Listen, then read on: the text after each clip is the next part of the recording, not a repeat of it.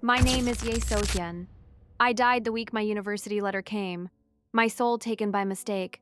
So a ghost official dropped me into a swapped-at-birth daughter that both families paid 2,000,000 to be rid of. Then a black hole pulled everyone into the survival game, and I drew an SSS talent called Creation that duplicated anything I scanned for. 1 point, food, weapons, whole buildings. The girl both families paid to erase could conjure anything she wanted now. Take a second to like and subscribe before we get into it. Every one of you keeps this channel alive, but to understand how, you need to see where I started. Let me take you back. I asked the ghost official, silently and without much hope, whatever had happened to the wealth and glory and long lucky life he swore he owed me. I was standing on a train platform when I asked it, and the answer all around me was a resounding nothing. In my last life, I died the same week my university acceptance letter came, and only after I was dead did I learn my soul had been dragged off the books by mistake. The ghost official's idea of making it right was to drop me into a brand new world with a brand new body, and call us even. That body belonged to a real daughter swapped at birth, and the second I arrived in it, both of her families pressed 2,000,001 into my hands and threw me out the door.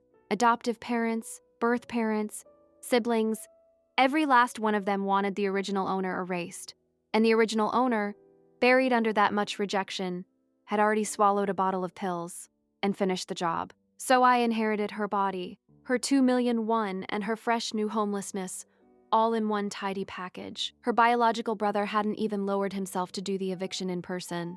He'd sent a few men in black suits to walk me to the station and inform me that I could go anywhere on Earth I pleased, so long as it was somewhere out of Seoul. 2,000,001 and an entire country to spend it in. Honestly, I could work with that. I bought a ticket on the next train out of Seoul, and the instant it was in my hand, the whole world lurched. People started screaming and shoving toward the exits, and I got swept along with them. Sure, it was an earthquake, right up until the daylight went dark. I looked up, and half the sky was gone, swallowed by an enormous black hole hanging over the city. Every person on that platform stood frozen, staring up at the thing. Then a mechanical child's voice rolled across the whole world at once, congratulating my serial number for successfully loading the black hole game. I prayed harder, demanding to know from the ghost official what exactly was happening and where my promised good life had gone, and he didn't answer that either. Instead, a line of text bloomed in the air in front of me, a survival game countdown ticking from 10 down toward 1. I had genuinely believed I'd been cast as some throwaway cannon fodder side character in a family melodrama, and nobody had warned me the melodrama came bundled with an apocalypse. I wondered, with real spite, whether the ghost official offered any kind of after-sales service, and whether it was too late to request a different world. The countdown hit the end, and the system welcomed me into the survival game. It handed me a starting loadout, a single backpack, a mobile phone, and an ID card, and told me my one and only mission was to survive 10 days. It mentioned, almost cheerfully, that there were 10,000 survivors in the game right now. Then it offered me a primary trial, 3 chances to draw, and asked whether I wanted to draw now. Standing there in the dark, I told it yes. The first draw gave me a personal space of 1 cubic meter. The second congratulated me on an SSS talent called Creation, level 1 and upgradable, which converted my survival time straight into creation points at roughly 1 point per minute, and let me raise its level by scanning items. The third handed me a second SSS talent, Profit, also level 1 and upgradable, which turned survival time into experience at 1 point per day, let me foresee anything within the next 3 days, and locked itself behind a cooldown of 1 full day per use. Then the system wished me luck, said it looked forward to seeing me again, and started the game. 2 SSS talents on the opening pull. For a woman whose soul had been filed in the wrong drawer, my luck had apparently decided to show up all at once. The emptiness around me dissolved into noise, and I found myself standing in the middle of a huge sports field, with the backpack already on my shoulders. Most of the people around me were men and women in their 20s, clutching books and bags, milling around what looked exactly like a university campus. The crowd was buzzing, half of them marveling that the game world looked so real, the rest comparing what they'd drawn, and one of them crowed about an elemental card that could throw 100 fireballs. A few steps away, another player slid a silver ring onto his finger, a speed +1 ring with a durability of 100, and asked the loudmouth to let him see this so-called fireball card. The fireball player realized at once that he'd said too much, clutched the card to his chest, and demanded to know why he should show anyone, snapping that the card was his and that no one was going to snatch it. The first player only chuckled that they were all friends here and edged closer anyway. I glanced back at a scuffle building behind me, 4 players eyeing one another like wolves, and decided not to volunteer for that just yet. Instead, I opened my backpack, and inside were 2 books, a wallet, a thermos, a phone, a pack of tissues, and 2 masks, every one of them with the word scannable shimmering across its surface. I scanned, and the system reported that I could now create a creation wallet, a creation thermos, and a creation phone 1 creation point apiece. 1 point to duplicate anything I'd ever scanned.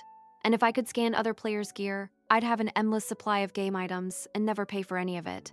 Now, that was what an SSS talent was supposed to feel like. I'd meant to test it on the players nearby, but they saved me the trouble by starting to brawl, 2 men teaming up to wrestle the fireball elemental card out of a third man's hand. The fight got loud enough to pull a crowd, a couple of security guards, and a counselor toward it.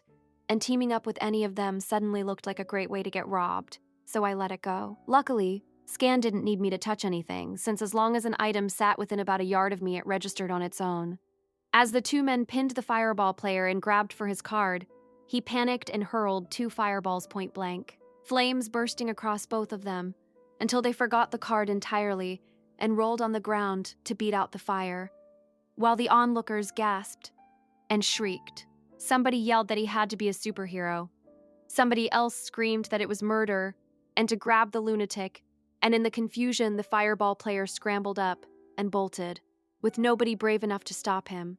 Tucked into the crowd, I heard my system quietly tally the harvest, telling me I could now create the fire elemental card for 100 points, a constitution +1 attribute page and a strength +1 attribute page for 100 each, and another speed +1 ring for 10. Not a bad morning shopping, and I hadn't spent a thing. I drifted off to a flower bed, sat down, and pretended to fiddle with my phone while I actually triggered profit for the first time. The system announced level 1, gave me 10 seconds of sight, and the world in front of me changed. I was looking at a chaotic makeshift shelter. Cars and people jammed together in front of a tall, thick iron wall topped with electrified fencing, and behind it, rows of grim soldiers in epidemic suits with their guns up. The crowd was a wall of noise, people sobbing that they weren't infected and begging to be let through. One woman pleading for them to at least save her child. One man shrieking that he was a millionaire streamer and that his death would cause an uproar. Someone rushed the fence and was thrown to the ground by the current, and near him a man suddenly convulsed, his jaw stretching wide, and lunged to bite the person beside him before a bullet from somewhere put him down. A voice boomed over a loudspeaker, saying they regretted it, but that the last group of asymptomatic survivors they'd taken in had all mutated without warning, that there was still no reliable way to test for the virus, and that since every one of us was a potential carrier who might turn at any moment, they could not, for the sake of all humanity, let anyone out. Then Prophet grayed out, told me it was on a 1-day cooldown, and the vision was gone. Virus carrier. Zombie. X city about to be sealed off. My good luck streak was holding right on schedule. I pulled the wallet out of the backpack and took stock. A bank card, an ID card, a little over 200, one in cash, and maybe 1,000 more sitting in the phone's Kakao Talk. I asked a nearby classmate for directions, walked straight for the campus gate, pulled a mask over my face, and hailed a taxi on my phone. Because the plan was simple: get out of X city before the virus went loud, since the suburbs would be safer than the packed city center. On the way to the gate, I passed uniformed security rushing in and a string of police cars rolling onto campus, and I could feel the air tightening around me, and I made it through the gate, maybe a breath before it locked down. Sure enough, the guards had just gotten the order, letting people in, but no one back out. News of a man throwing fireballs on the ex-university campus was already tearing across social media, and just as fast it was being scrubbed, the videos deleted, the university's own site labeling the whole thing an attention-grabbing hoax. The taxi hadn't arrived yet, and there happened to be a supermarket and a pharmacy right outside the gate.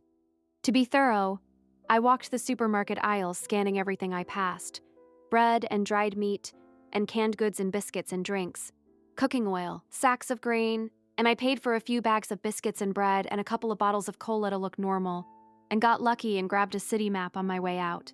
At the register, I ran into 2 more players. At that point, Every player I spotted looked like a walking treasure chest. A girl nearby was whining that she wished she'd drawn a storage space, complaining about how she was supposed to carry all this, and I didn't look at her. Just drifted closer, while the man with her told her to quit complaining and grab food she could eat straight out of the package. More cans, more water. He said he'd checked online, and a new strain of flu was going around the whole world, that most of the infected ran a stubborn high fever, and that he suspected a real pandemic virus, and wanted to hit the pharmacy next. Half the people around us were masked and coughing, which did nothing to steady my nerves, and unluckily neither of the two players had a single scannable game item on them. The girl did light up at the sight of Dove chocolate on the shelf, and grabbed a few boxes to see whether it tasted the same here. Then I hurried next door to the pharmacy and worked the shelves the same way, scanning everything and buying a real handful of supplies: wound ointment, fever reducers, anti-inflammatories, antibiotics.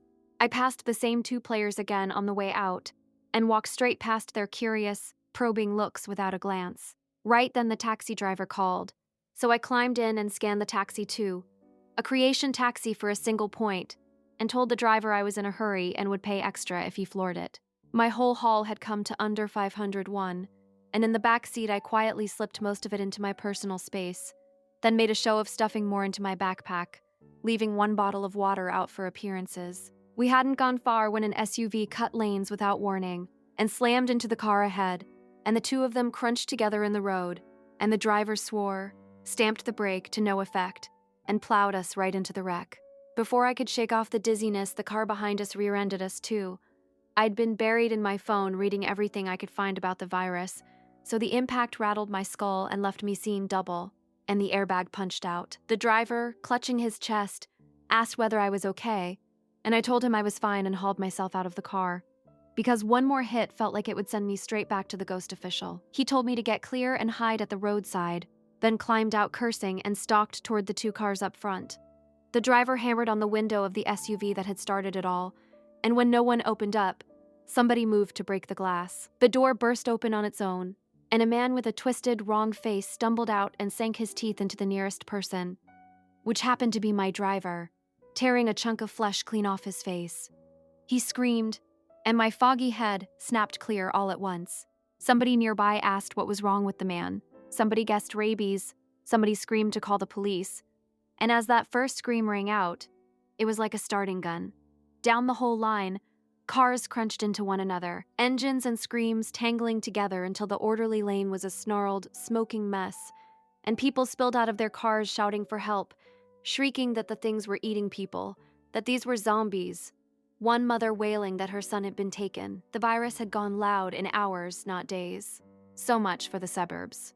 I didn't waste a second hesitating, and I ran, backpack bouncing, even kicking a zombie off a passerby who'd been pinned and left sobbing on the pavement, without sticking around to see whether he got back up. I scanned a shared bicycle parked at the curb and pedaled like a maniac toward the edge of the city, refusing to look too hard at any of it, or let myself feel too much, because sympathy right now was a good way to die. The chaos was too thick for even a bicycle to slip through cleanly. Zombies kept lunging into my path, and eventually I ditched the bike and ran on foot. And they chased, and I lost them, and they scattered off after other sounds. My legs turned to lead, and my clothes soaked through, and more than once I watched police officers trying to hold the line get dragged down instead, the screaming pushing my nerves to their absolute edge. I looked around for anywhere safe, and there was nowhere. I dodged one more zombie, drenched and shaking, my legs done, and I knew that if I didn't rest and get my breath back, I was going to end up as somebody's meal. So I trailed a few people into a hot pot restaurant that hadn't opened yet, since the outbreak had hit in the morning, and most of the staff had never come in, and only 3 older women had been inside washing vegetables. Now they'd bolted the front door and were trembling in the dark, which meant the rest of us had to climb in through a window. I kicked a couple of zombies back off the sill, slammed it shut, and stacked 2 tables against it. And after a while, the frantic pounding outside finally died down, and everyone sagged to the floor, gray-faced and gulping air, murmuring the same stunned things, that it couldn't be happening, that those people were eating people, that this had to be the apocalypse from the movies. I left them to it, climbed to the 2nd floor, and drained a bottle of water while I looked down at the street, where a dozen zombies were hunched over a corpse, and the screaming rose and cut off, and in moments they scattered, leaving a smear of blood on the asphalt. My stomach heaved, and I made myself stop watching. I checked the map on my phone next, and every route out was flagged red. The road's a lost cause for driving. Then I tried the feeds, searching X-City zombies, cannibalism, X-City chaos, and got nothing back but celebrity gossip topping the trending lists. The whole platform serene, as if the slaughterhouse outside simply didn't exist. I posted a few times about flesh-eating zombies overrunning X-City, and every post vanished the instant it went up. And after a few more, my account was blocked outright, and then my connection died completely. The outside world was sitting on the news, terrified of a panic. They were more scared of the panic than of the zombies. That told me exactly how bad it really was. I opened my game panel to take stock. Since I'd scanned a small fleet on the way here, cars and vans and SUVs, even police cars and fire trucks and buses. But my creation level hadn't budged, and my points sat at a measly 80. I spent 40 of them on 4-speed +1 rings, slid them onto my ring fingers, and saved the last 40 for an emergency. Turning the vision over in my head, I figured my choices were to get out of the city or hole up somewhere for 10 days. And with my cheat, riding out 10 days shouldn't be hard, but something in my gut kept insisting that staying in X City was a death sentence, and that leaving was the only smart play. My luck was garbage. The ghost official had proven that much by hooking the wrong soul, but my gut had never once steered me wrong. The restaurant kitchen was downstairs, and I went looking for a weapon, and the place was stocked, so I made 2 slow circles scanning all of it, the frozen goods and the freezer itself, the fresh fruit and vegetables and beef, the cutting boards and pots and pans, even the gas stove and its cylinder in case I ever needed to cook. There were knives of every size, long and short and heavy bone choppers, and I finally settled on a cucumber knife, long and sharp and easy to handle, and best of all, long enough to keep a zombie at arm's length. A middle-aged man objected that I couldn't just take it, that it was the restaurant's property, and called over one of the older workers, a woman named Wang, for backup, and she stammered that, yes, it wasn't for sale. I glanced at the man and decided he wasn't worth fighting, so I dug 2 packs of biscuits and 2 cans of fruit out of my bag and offered them in trade, since I was hardly short on food. He hesitated a couple of seconds, then nodded, and I set the food down and left. Hiding really was the safest move, but the collapse was still fresh, which meant I wasn't the only bait on the streets yet, and it was easier to slip through the mess now than after X City fully fell. From there, my luck went downhill. My cucumber knife picked up nicks after a few zombies, though recreating a fresh one cost only a single point, well within my budget. And before long, I came on a squad of police who'd come out to rescue people, and were now being chased themselves, herding a dozen civilians into a residential complex. Their gunfire drew most of the horde, so I tucked in behind them and dropped a few zombies of my own, until my knife was ruined outright, and I had to scramble up to the 2nd floor of a roadside shop, with the thing snapping at my heels. I ended up hanging off the balcony, staring at the handful of people already hiding inside, and told them I'd rest a moment, and then be gone. It was still early enough in the collapse that people kept their manners, and I looked dangerous, but nobody threw me out. They just penned me into the corner of the balcony and pointedly wedged a stool between us, which I didn't mind at all. I pulled off my mask and got out water and biscuits to refuel, and after 2 bites, the sight of the bloody zombies below turned my stomach again. So I set the biscuits down, pressed my hands together, and prayed to the ghost official to come and save me. I mostly did it out of spite.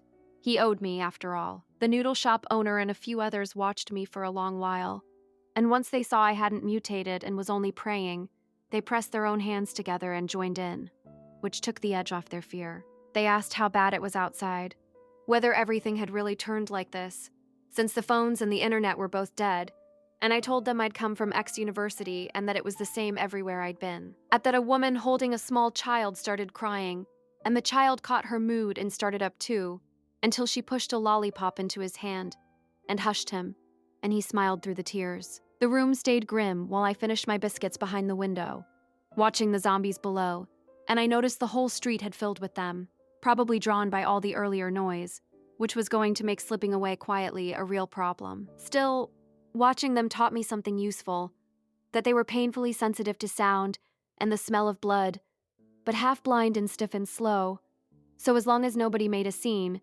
they didn't seem to notice us at all. Then every phone in the room buzzed at once with a message from the X-City government, urging everyone not to panic, not to run around, but to find somewhere safe to hide and wait for rescue. It said their early testing showed the zombies keyed on sound and the smell of blood, that anyone bitten was very likely infected, and that only severing a zombie's head killed it for good. It repeated, over and over, not to go outside, to wait for rescue. And it swore that they would never abandon a single citizen, that humanity would stand together and win. That official message did what nothing else had, and loosened the dread in the room a little.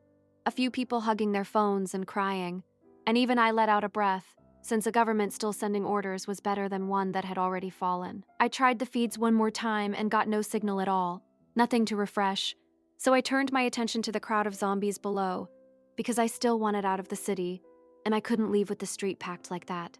Right then, the building next door solved half the problem for me. Somebody up there started taunting the zombies, screaming for them to come and get it, cackling for them to fly on up if they had the guts, and hurling homemade firebombs down into the street. The bottles burst one after another, turning the packed horde into a sea of flame and lighting the crashed cars along with them. The blast rolling out across the whole block, and since zombies don't think and don't feel pain and only surge toward noise, wave after wave of them piled into the fire until the reek of burnt flesh filled the air. Somebody nearby said gleefully that if the fire took them all, we were saved. The noodle shop owner got fired up and led a few people down to the kitchen to haul up 2 barrels of sesame oil, and I went along, because it was a noodle shop, and the kitchen was full of steamed buns and trays of stir-fried toppings, beef and ribs and chicken gizzards.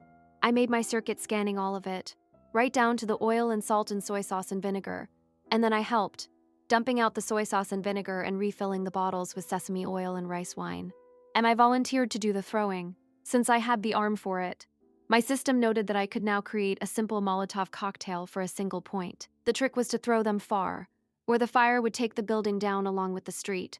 So I lobbed bottle after bottle into the middle of the road and pitched a lit torch after them, and the flames roared up and lit the whole street white.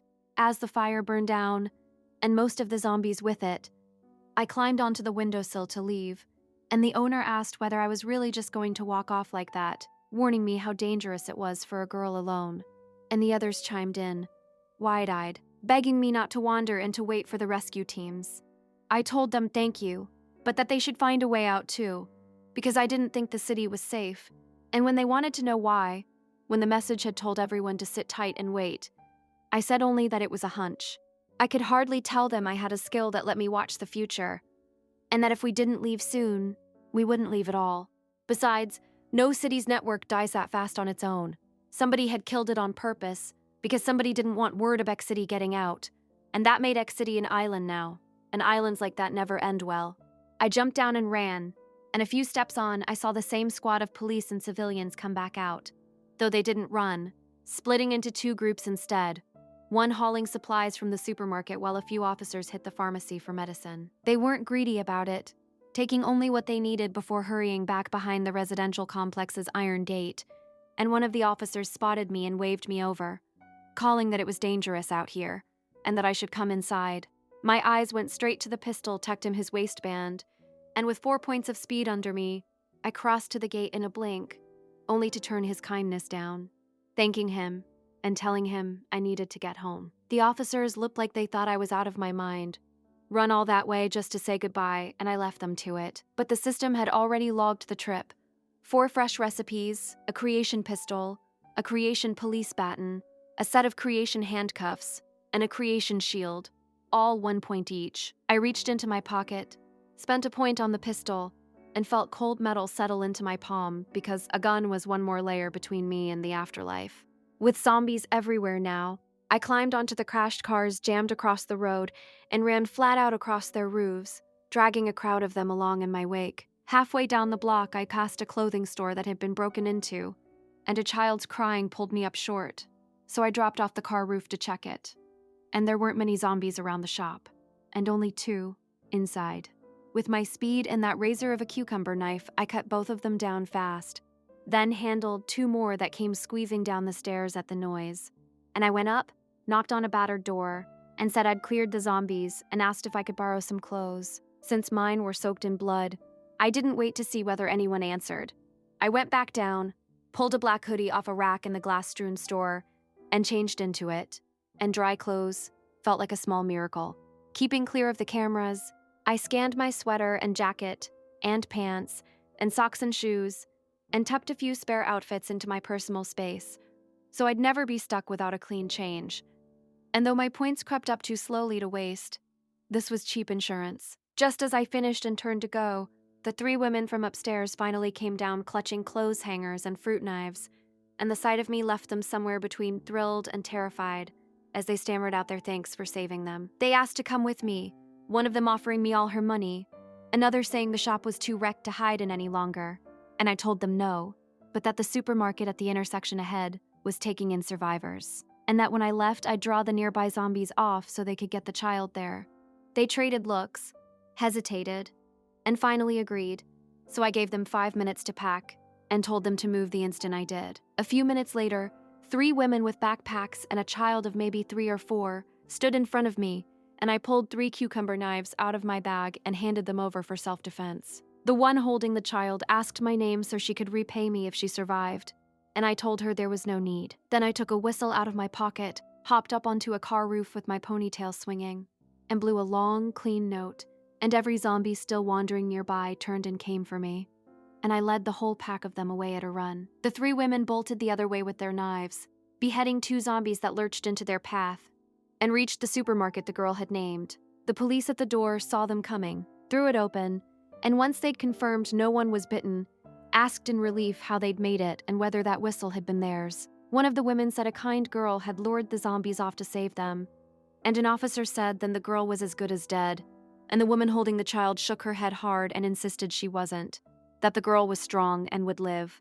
I fought my way across the city block by block, hiding and stopping to cut down zombies and watching every shadow, and it slowed me to a crawl, so that I still hadn't covered even a third of the distance out. My legs were ready to quit. The 4 points of speed on my fingers made the running easier and faster than before, but my body hadn't gotten any tougher, so I was still running on fumes. Somewhere behind me, survivors watching from their windows caught only a black figure sprinting across the car roofs and gone before they could get a good look. One of them wondering if I was an ability user. Another swearing the TV said the zombie virus could awaken powers. All of them envious. I couldn't hear a word of it, and wouldn't have cared. Then the clear sky went black in the space of a breath, lightning splitting it, thunder rolling, and rain came down harder than any storm I'd ever stood in. While I was still deciding what to do about the downpour, gunshots cracked somewhere close, and I followed them to a team at a 6th-floor window, flinging lightning at the zombies gathered below, while another of them fired a handgun a dozen times without ever reloading. A handgun with no bottom to it. Players. The rain had already killed my plan to clear the city before dark, so I figured I might as well go take a look, and just the thought of a pistol that never ran dry set my heart going. Up at that window, Heobin was having the time of his life, loosing a bolt of lightning into the street and whooping as the rain-soaked zombies cooked in whole rows, marveling that the elemental card struck wherever he pointed like it could read his mind. He griped that it only held 100 lightning bolts and wished it were permanent. Dan Jin, pushing his glasses up his nose without looking away from the street, told him to conserve it, since it was only the first day, and Heobin waved him off, saying that they had food and powers and a safe spot, that lasting 10 or 20 days would be easy, and that survival games were turning out a lot softer than advertised. Sprawled on a sofa with her phone, Sang So-mi said they couldn't even get online or find out what was happening out there, and asked whether they were really going to sit here for 10 days. And Heobin shot back that the whole world was probably in chaos, and that being alive at all was plenty. She sighed that the people of this world were pitiful, their whole lives wrecked out of nowhere, and Heobin told her they were just game characters, and her sympathy was leaking everywhere, warning her not to drag him down once they went out. She told him to find some conscience, because this world felt far too real to be a simple game. The 3 of them had holed up in an office building, all of them movie literate enough to know that food, medicine, and a safe base were what mattered.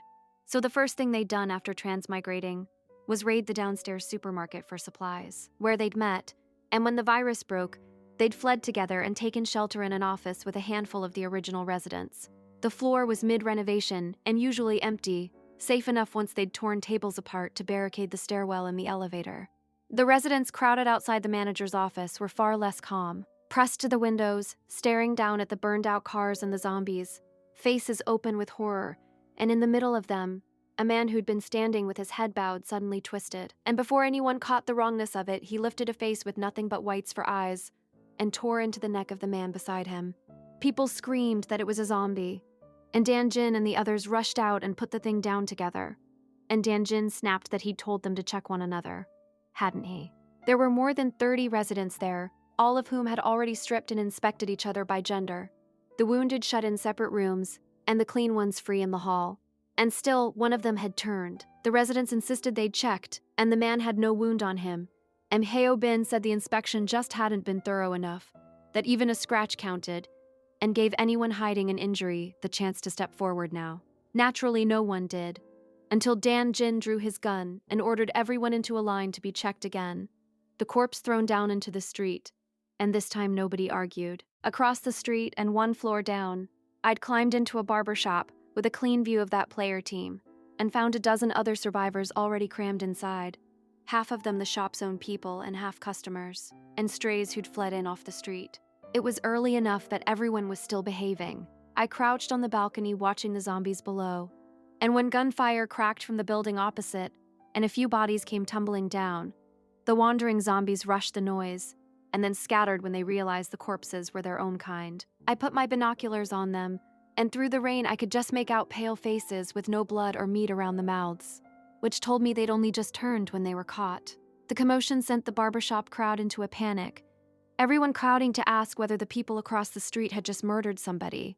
And I told them probably not, that the ones thrown down had already mutated. Someone gasped that it was just like the movies, that a wound meant infection, and I said maybe, while they reassured each other that they'd all done their inspections, and no one was hurt. The night stayed ugly, more gunshots and more bodies falling at intervals, and I kept thinking about the asymptomatic carriers from my vision, and glancing at the survivors slumped around the room, hoping none of them turned. I didn't let myself truly sleep, watch rotation or no.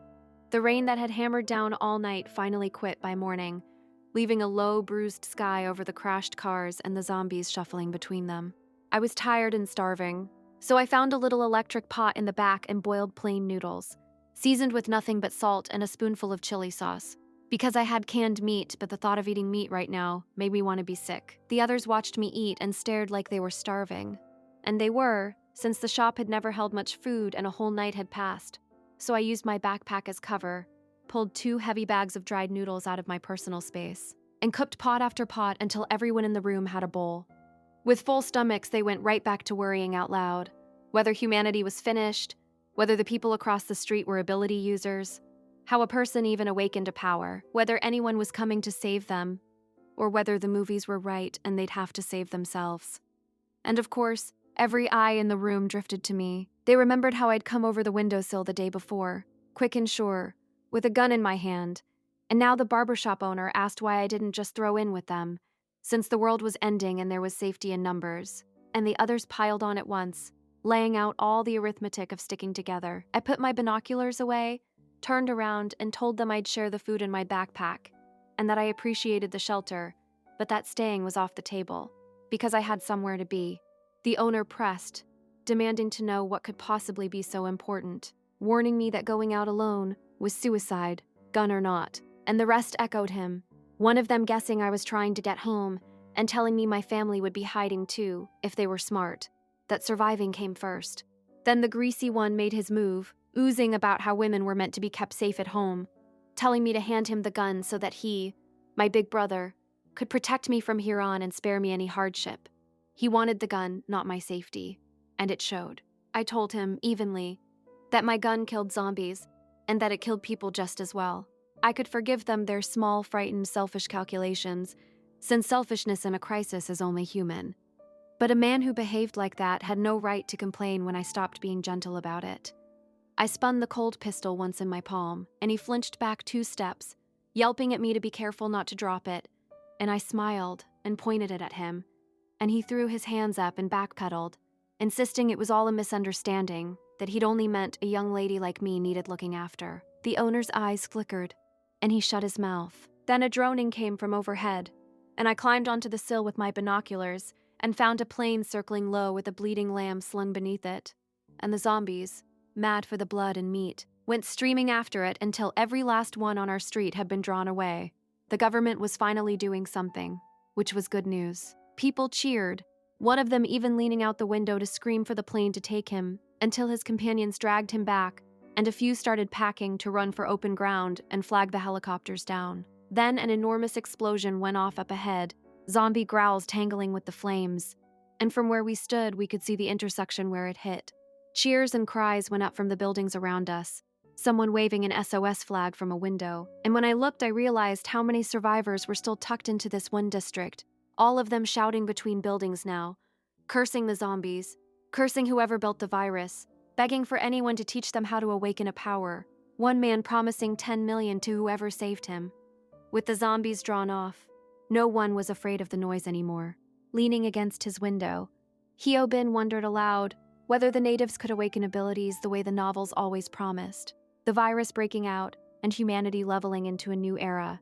Danjin shook his head and said it was hard to say that none of the survivors they'd rescued had awakened anything, and guessed that powers might be player only, a cheat the locals would never get. Hyobin figured that since powers were so rare, they could pledge themselves to the government, flash their abilities, and be protected for it.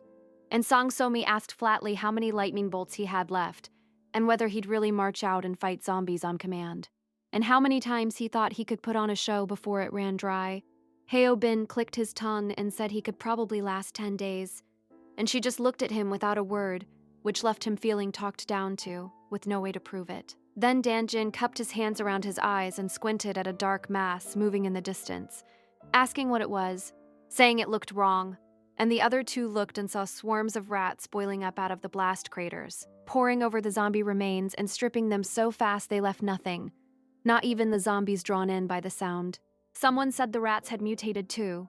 Rats eating zombies. Someone else said it was straight out of the apocalypse novels, that if animals were mutating, then plants were next, and decided the world was done for. Through my own binoculars, I watched the rat swarm come, thousands of them with red glowing eyes pouring across the scorched plaza, and leaving not a blade of anything behind, and a chill crawled up my spine. Thousands of rats. Even with food in my space and speed on my fingers, I doubted I'd survive running into a tide like that. Around me, people were shrieking that the rats were eating human flesh, one man wailing that heaven meant to wipe out his homeland, and I stared through the lenses with my scalp prickling, wondering whether rats that ate zombie corpses would turn too. Nearby survivors caught sight of the swarm gnawing the bodies, and a chorus of screams went up, and someone who couldn't take it anymore threw himself off the building and hit the ground with a sound that carried. I'd watched a lot of people die in a day and a night, and kept telling myself it was only a game, but my heart still slammed at that. The mood in the shop caved in completely, the manager's voice shaking as she asked why there were so many rats and why the virus hadn't killed them, and the softer ones started crying that the rats would mutate for certain, and the world was over. They babbled about rat poison, about whether poison would even work when the virus hadn't, about what they'd do if animals could turn and whether plants were next, and whether humans had any chance at all. It was a fair fear, because rats are small and they burrow, and there are always more of them, and if rats could feed and mutate, then what about the cockroaches and the mosquitoes? Every face in the room went pale, every scrap of the fighting spirit they'd used to lecture me about teamwork gone, leaving only dread. And I hoped the people on that plane had seen it and had some kind of answer, because piece by piece, everyone in that room was pinning their whole survival on the government. For once, I was glad I only had to last 10 days here. I slipped off to the restroom and opened my panel, because creation was the real prize, and I wanted to test its edges. If I could scan enough different things and just survive long enough, I could print an endless supply, and I wanted to know whether that extended to living things. The system shut me down flat, telling me my player level was too low to scan living objects, and I aimed it at a potted cactus on the sill, and got the same refusal. Then at the building itself, same answer.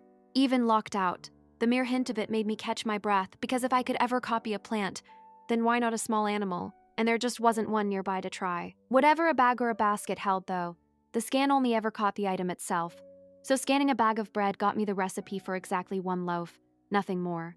An infinite factory, once I leveled it. I filed that away and got back to work. My creation points had climbed to 1,000, which sounded like plenty, and wasn't, since a permanent attribute page cost 100 points for a single +1, while a loaf of bread or a whole car cost 1, as if the game weighed bread and cars on the same scale.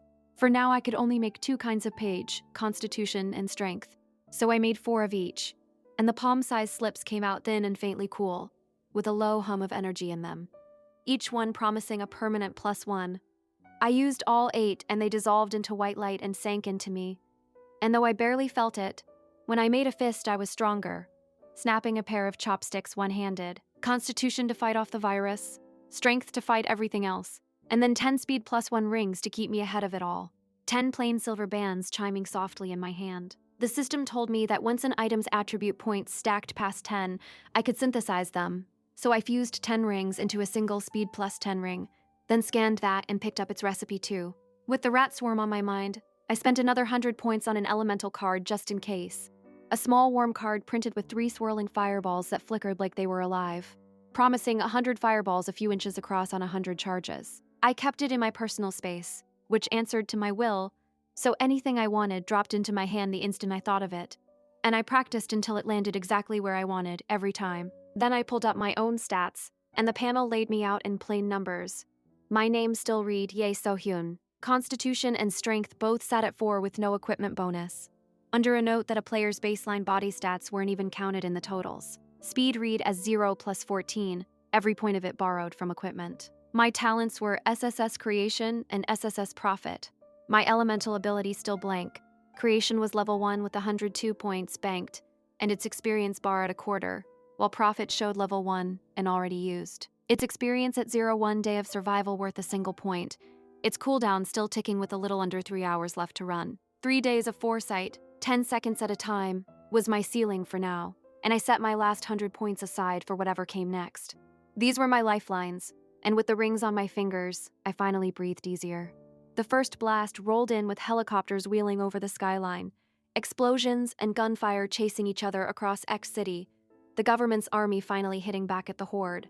A rescue message reached every phone at once, admitting that the outbreak had paralyzed the city and that the whole of it had fallen, that rescue was crawling, and we'd have to save ourselves, that they'd sent helicopters to lure the zombies off, and teams to sweep the streets, and that anyone able should make for the temporary shelter set up at the South City airport, where evacuations were being organized. First thing, I tried the internet again, and it was as dead as ever. Dead network, live government. Somebody was still choosing what we got to know. The shop manager and the others fell to arguing over it, some wanting to strike out on their own now that the first sweep had thinned the streets, others insisting it was safer to wait for the army to finish the job. One voice suggesting they just send a few capable people out for food. That set off a squabble about whether anyone who stayed behind deserved a share.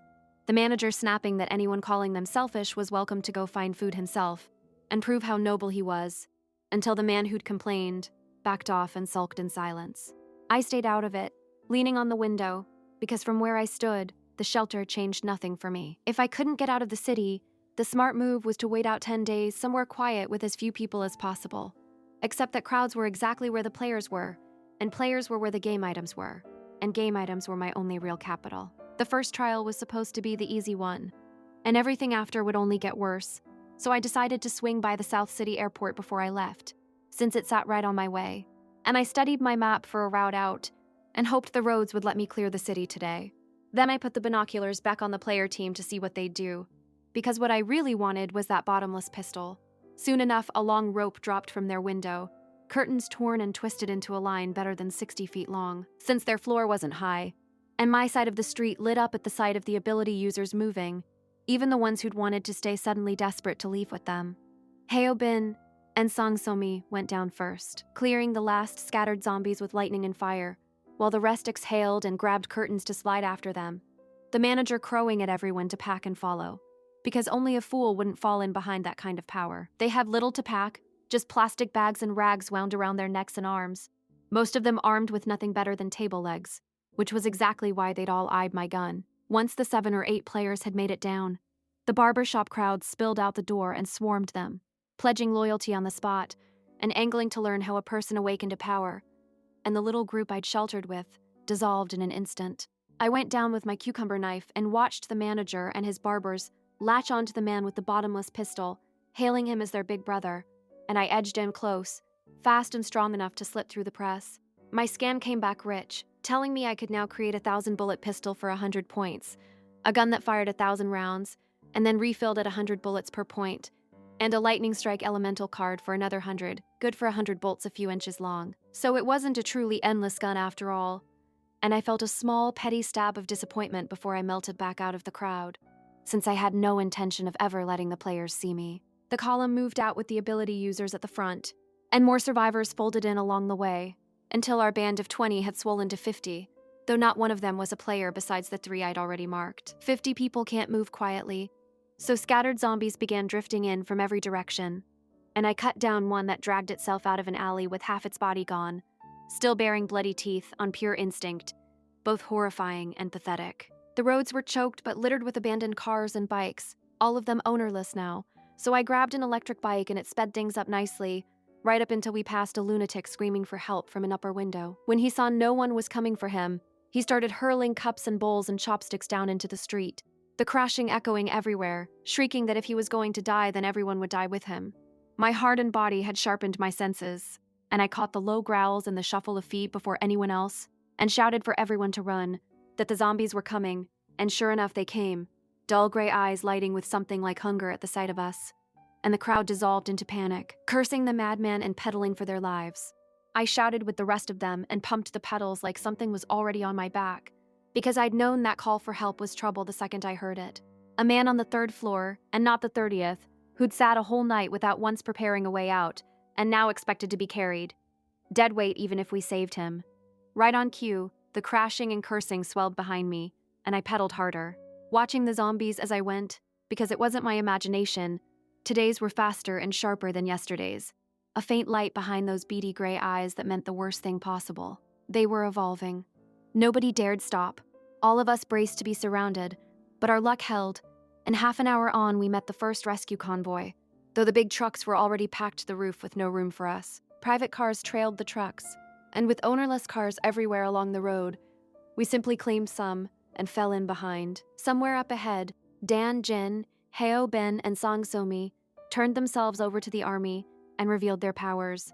One throwing fire, one lightning, Dan Jin producing a pistol, and armed soldiers closed around them and swept them into the lead jeep. Only once they were inside did the 3 notice 2 more men who had the look of players already sitting there, and all of them wisely traded glances and said nothing. The rest of the crowd watched with naked envy, muttering that the 3 had struck gold, that ability users would rank high in whatever world came next. I rode my scooter from the tail of the convoy up to its head, and I scanned a small army's worth of good things along the way: military pickups and armored trucks, an emergency power vehicle, a fuel tanker, submachine guns and grenades and crates of bullets, bulletproof vests, medical kits, and best of all, suppressors, which meant a gunshot need never call the zombies again. 2 game items turned up in the mix as well. A water ball elemental card for 100 points, good for 100 water balls a few inches across, and a defense +5 hat for 50. Then I didn't bother waiting on the army and rode out ahead toward the edge of the city, someone cursing after me that leaving the pack was as good as suicide. The road opened up wide enough for a single car, the way mostly clear where the helicopters had drained the zombies off, and I sped past unattended corpses crawling with flies while cockroaches and rats gnawed at them, swallowing my nausea and pushing on. The clear stretch didn't last, of course.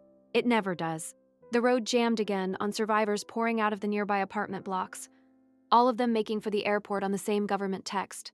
But my scooter was small enough to thread through, and I worked my way up to find the real cause of the snarl. A dozen odd men with machetes and hammers and clubs blocking cars and shaking them down for protection money, smashing any that wouldn't pay, and waving through the ones that did. The holdup at the front was a bald man who'd taken a liking to a beautiful woman in one of the cars, and decided money wasn't enough, that she'd have to get out and keep him company. And word was she was a famous celebrity he'd never have gotten near in the old world, which had him delighted with himself. When I rolled up on my scooter, his murky eyes crawled all over me, and he purred that today was his lucky day. Another little miss come to call. I drew my pistol and told him to move. He wasn't impressed by a girl alone and laughed that I shouldn't play with a fake gun, that he'd let me play with a real one. So I fired, and the shot went wide, splitting the air past his head, and the color drained out of his face as he asked whether I was serious. My aim was garbage, but I only needed him to believe it. My pistol had just picked up a suppressor when he stepped into my line, and the second shot went crooked too, but caught him in the arm, blood spraying as he screamed, and dropped his men scattering like startled birds. He clearly hadn't expected a delicate little miss to be this ruthless, and the look he gave me changed, and he dragged himself to his knees to grovel and beg, though what he really wanted was to soften me up and snatch the gun. I don't make enemies lightly, but once I do, I don't leave loose ends, so I kicked him flat and put a bullet through him.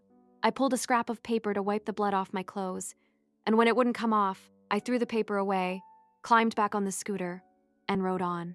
Behind me, the three in the woman's car finally shook off their shock and got out to clear the roadblock, and the celebrity picked up the bald man's machete, kicked his corpse, and called him trash. After that, the trip went smoother, since anyone who saw the gun at my waist decided to give me a wide berth. The closer I got to the airport, the thicker the survivors grew. The roads near it strung with heavy barbed wire and crawling with soldiers. Everyone entering the safe zone funneled through layer after layer of inspection.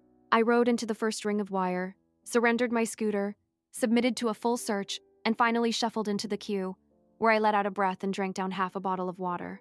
Dan Jin and the others arrived not long after and, as ability users, took a separate lane and were checked and waved through almost at once, which set the crowd around me buzzing about how high the status of ability users must be, how few of them there were. What a rare resource. Someone else muttered that they'd tried to leave the city and been turned back with no reason given, only herded here to the airport, and decided the world outside had to be finished too. I chewed on that, wondering if the city was already sealed, then unwrapped a milk candy and finally used profit again. Its cooldown spent. The world went dark and my mind dropped into that other place. And I hung above the airport like a god looking down, the whole field packed solid with people, and more still streaming in from outside. And I saw myself standing in the queue. It was just my turn to step into the inspection tent when someone shouted, asking what that was over there, whether it was a bomb, and my view swung with the question to a streak of fire falling out of the sky. A mushroom cloud tore upward, and the far towers came apart in the same instant, the blast wave rolling out from the city's heart, and prosperous, sprawling X-City was scoured down to dust in a heartbeat. Nothing left in my sight but boundless flame and the terror on a million faces. X-City was simply gone. Then Prophet grayed out, told me it was on a full day's cooldown, and let me go. I came back to my body with my legs gone soft under me and dropped to the ground. A city of tens of millions, erased. Total annihilation, and my stomach went down with it. The black-clothed girl crumpled in the middle of the crowd, and the woman behind her started forward to help, then thought better of it and lurched back, screaming for the police, screaming that someone had mutated. In 1 second, a ring of empty space opened around the fallen girl, and 2 armed soldiers came running, guns leveled. When the fear let go of me, I was staring up at a panicked crowd, and 2 black muzzles, and I got my hands up fast, telling them not to shoot, that I hadn't mutated, that my legs had only gone weak. They looked at me, at my clear speech and my tear-streaked bloodless face, and my bright, steady eyes, none of it adding up to a turn, and they lowered the guns and told me not to be afraid, that I was safe now. I wanted to believe them. I really did, but I had a cheat that let me watch the future, and I knew better. I got to my feet, and the people around me still eyed me with suspicion, but not real terror anymore. The woman who'd screamed, even coming to help me up, apologizing, saying she'd thought I'd turned when I fell. I told her it was fine, that being careful was the right call, my mouth moving on its own while my head raced. There were maybe a dozen people ahead of me in line, half an hour at most until my turn, which meant half an hour until this whole city became a crater. Half an hour and nothing I could do with it. I couldn't even make the safe zone believe X-City had 30 minutes left. I didn't dare say it out loud either. Not with this many soldiers I couldn't fight, because they'd only detain me for questioning and cross-checking, and I'd burn up the clock and die right here with all of them. So I pulled out pen and paper, scrawled a few words, crushed it into a ball, and closed my fist around it. I shouldered my pack to go, and the woman caught my arm again, asking where I was headed, offering to hold my place, and I looked at her, and she couldn't read whatever was in my wet eyes. Only took me for frightened, so I pushed the paper ball into her hand and told her to open it once I was gone, and after she read it, to hand it to the soldiers over there. Then I shoved past her and walked fast for the exit, while she stared after me with a question she never got to ask. It was the most I could do for any of them. I wiped my face, and the tears kept coming, which had nothing to do with wanting to cry, only some reflex under all the fear, because zombies hadn't made me cry, and killing hadn't made me cry, and now I couldn't stop. I cut through 3 rings of barbed wire, counting my points as I went, 335 of them, and I spent the lot on 33 speed plus 1 rings, and jammed them onto my fingers until my speed hit 47. 14 points had already made me feel light as a bird when I ran, and I had no idea what 47 would do, but it was the only thing I had to run on. Just as I reached the last ring of wire, a voice went up behind me, ordering someone to stop the girl in black, and I didn't dare hesitate, breaking into a full sprint with nothing held back and shooting off like an arrow. The men chasing me froze, because the girl who'd been right there was gone, only an afterimage left behind, and they shouted at one another, asking why she was running, how anyone moved that fast, whether she'd awakened to speed power, where she thought she was going when this was the safe zone. Back at the tent, a soldier in camouflage smoothed out the crumpled note, and on it were a handful of words, plain and stark, that X City was to be leveled by a nuclear bomb and that everyone should evacuate. His companion read it too and asked what it was supposed to mean, whether it meant a nuclear strike on a fallen city that still held at least 1 million survivors, and who could possibly give an order. That inhuman. One of them wanted to report it, and another scoffed that it was surely fake, just something planted to inflame people and turn the public against the military. But a third pointed out that the girl had clearly been an ability user, that maybe she was telling the truth, that the virus was monstrous enough. And then someone said it quietly, that their own people would never bring themselves to do it, but that there were other countries, and the whole group went still and shivered.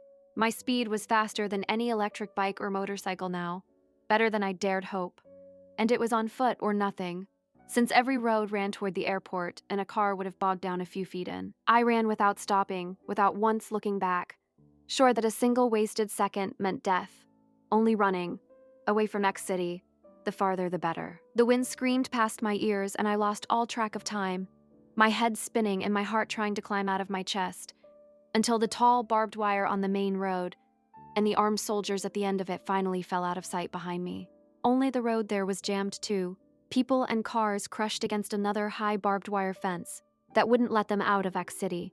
A crowd gathered to protest, demanding to be let through, screaming about their rights and their lawsuits. One man swearing he'd filmed it all to show the world how the soldiers treated them. Not the old woman thrashing and wailing on the ground, not the terrified children, not even the pregnant woman crying that she was going into labor, could move those iron gates an inch. I heard them from a distance, and I knew that flesh and blood, however fast, couldn't argue with barbed wire, and couldn't outrun a bullet. So I changed course at once, dropped off the highway, and ran the fence line to the thinnest stretch of guards. I spent a single point on a grenade, felt it drop cold into my hand, pulled the pin, and threw it, and the wire blew open in a ragged hole, and I slipped through and ran. Soldiers came pounding after the noise, firing twice at the black shape already vanishing and missing both times, panicking, asking what it was, whether a zombie could possibly be smart enough to throw a grenade, shouting to chase it and to get someone to patch the wire, because whatever it was could not be allowed out of X City. I hit the road beyond and found it blocked and carless, so I spent one more point to create a sports car and floored it, away from X City, the farther the better. And then, in the space of a breath, a vast roar went up behind me, and a wall of air came slamming forward and tore the car off the ground with me inside it, flinging us both far off the road to crash into a field, and my vision went black. I fought to hold on to it, and lost, and everything closed down into the dark. I came back to the world with no idea how much time had passed, into a silence so total there wasn't a single insect or bird, the sky above me hazy and starless. I was still pinned in the crashed car with my skull throbbing, and when I finally thought to pull my phone out of my personal space, it told me 12 hours had bled away since my run for the border and still gave me no signal. I used its light to take stock, and I'd gotten lucky. No other cars on that empty road, the airbags eating most of the crash, broken glass having cut me in a dozen shallow places but nothing that would kill me. The door, naturally, had jammed shut and wouldn't budge no matter how I threw myself at it. The ghost official's after-sales service, right on brand. I pulled up my game panel, where creation had climbed to 800 points, and spent 200 of them on strength pages, feeding the cool white light into my body until I could set my shoulder to the door and force it open. I half-crawled out onto the asphalt, and only then did I find a shard of glass 2 fingers wide buried in my shoulder, hurting badly enough that I cursed the ghost official out loud, and wondered whether he'd carried some grudge from my last life all the way into this one. At least I'd stocked a pharmacy's worth of supplies before it all went sideways. I eased the glass out, rinsed the wound with saline from my space, disinfected it, smeared on ointment, wrapped it in gauze, and swallowed 2 amoxicillin and 1 ibuprofen, and when it was finally done, I sagged flat against the ground and let myself breathe. I'd honestly believed I could lie around like a pampered house cat on 2,000,001. Curse the survival game, curse that ghost official, curse the whole sky for good measure. Tired as I was, I wasn't safe yet, so I dragged myself upright, climbed back to the road on my phone's flashlight, and picked my way through the rubble and scattered car parts until the going smoothed out, then spent a single creation point on a fresh sedan and drove. Half an hour passed without one other car or one other person. I started to wonder whether the whole 100 miles around X City had been sealed off, which would make sense, since the place now carried a zombie virus and a fresh coat of nuclear radiation both. If it was sealed, would they really let me drive out? Or would some sniper put 2 rounds through my windshield? 10 million people were already gone, and one more wouldn't move the needle. I checked my phone and found it had signal again, so I braked, rolled the car into the shade of some trees, and started reading, because I wanted the latest news before I decided anything. Leveling a city in one shot was never going to stay quiet, and sure enough, the whole feed was screaming a single question: what had happened to X City, the tag pinned to the top of every platform? People wrote that their families there had gone from unanswered calls to phones switched off entirely, that every road in was blocked with armed police, and even tanks, that trains were halted and planes rerouted, that the blast the day before had been loud enough to rattle windows a city away. Someone remembered the fireball man from the X-University video and asked whether the zombies were real, and someone else laughed that only an idiot believed in superhumans. One sharp comment pointed out the truly frightening part, that in a flood of posts about X City, not one carried an X City address anymore. I understood the arithmetic behind that better than any of them. As long as the virus stayed put, as long as the zombies and the rats and the mosquitoes never crawled out, the rest of the country stayed clean, which was exactly why they'd been willing to erase the place. Zombies you can wall off, but rats and insects burrow, and the only sure way to stop a thing that burrows is to turn its whole world to ash. I sat there with the phone in my lap and had nothing to say to that. My stomach growled, so I tore open a bag of bread and got a few bites down before warmth ran out of my nose and blood poured over my lip. I plugged it with tissue, and I almost never got nosebleeds, so the sight of that red wad shifted my worry into something colder. I tugged at my hair, and a whole clump came away in my fingers. Radiation, already, and this fast, which meant the panel came out again, and my last 600 points went straight into Constitution. 6 pages of it, the white light sinking in, because I had no dream of dying old anymore and only wanted to hold together a few more days. The panel settled at last. Constitution 10 now, Strength 6, Speed still 47, every point of that speed borrowed off the rings on my fingers. I finished the bread, wiped the blood off with water and a towel, changed into clean clothes, and left the old car behind, since it had ridden out of the radiation zone with me and was likely coated in dust I didn't want to breathe. I made a new one, climbed in, and pulled the map out of my space to figure out where a person even goes after all that. The third day of the game opened at 7 in the morning, with another nosebleed shaking me awake, and I tipped my head back and plugged it with tissue by pure reflex now. Overnight, the bleeding and the hair loss had eased a little, though a scatter of small red spots had risen on my arm, and my shoulder wound at least hadn't turned septic, which counted as a blessing. I had 420 points, enough for 4 more Constitution pages, so I made them and pushed the number to 14, because staying alive was the only line item that mattered, and everything else could wait its turn. Sure enough, the moment Constitution climbed, the nosebleed quit. I redressed the shoulder and ate biscuits and water instead of cooking, since smoke would draw the wrong kind of attention and I had no appetite anyway. The smell of food turning my stomach. No appetite and nausea were both on the radiation list, which I'd looked up. I'd stood a stone's throw from a nuclear blast, so I could only guess at the dose. And if I'd had my way, I'd have checked myself into a hospital for round-the-clock monitoring. But instead, I gnawed bread in a car and took a couple of mecobalamin tablets for comfort. Since the online health forums swore they helped people who'd caught a dose, I spent a point to print a whole box of them, because this was no time to be stingy, and without my cheat, I'd have ended up exactly like X City, nothing left. One more debt the ghost official could put on my tab. I read while I ate. X City was still the only story, and it was getting louder. People marching on the army's checkpoints with banners now that the rumor was out that the whole city had been wiped to the last soul. I scrolled a secretly filmed clip of one of those standoffs. 3 rings of barbed wire, soldiers with rifles up, dozens of cars nosed toward the line and turned back at gunpoint. Anyone who tried to force through hauled off and detained, and under it people were guessing zombie outbreak, and I found myself tapping the like on that one. I scrolled a few more blocked intersection clips. All the same, the army letting no one past, even the ones sneaking over the hills caught and held. And I sighed and wondered how long a lie that size could hold, and whether a nuclear bomb had actually killed the virus at all, because if it hadn't, then everyone in X City had died for nothing. a helicopter droned overhead toward the city, and when I cracked the sunroof with my binoculars, I caught drones circling too, so I ducked back down, grateful my green Jeep was easy to lose in the trees.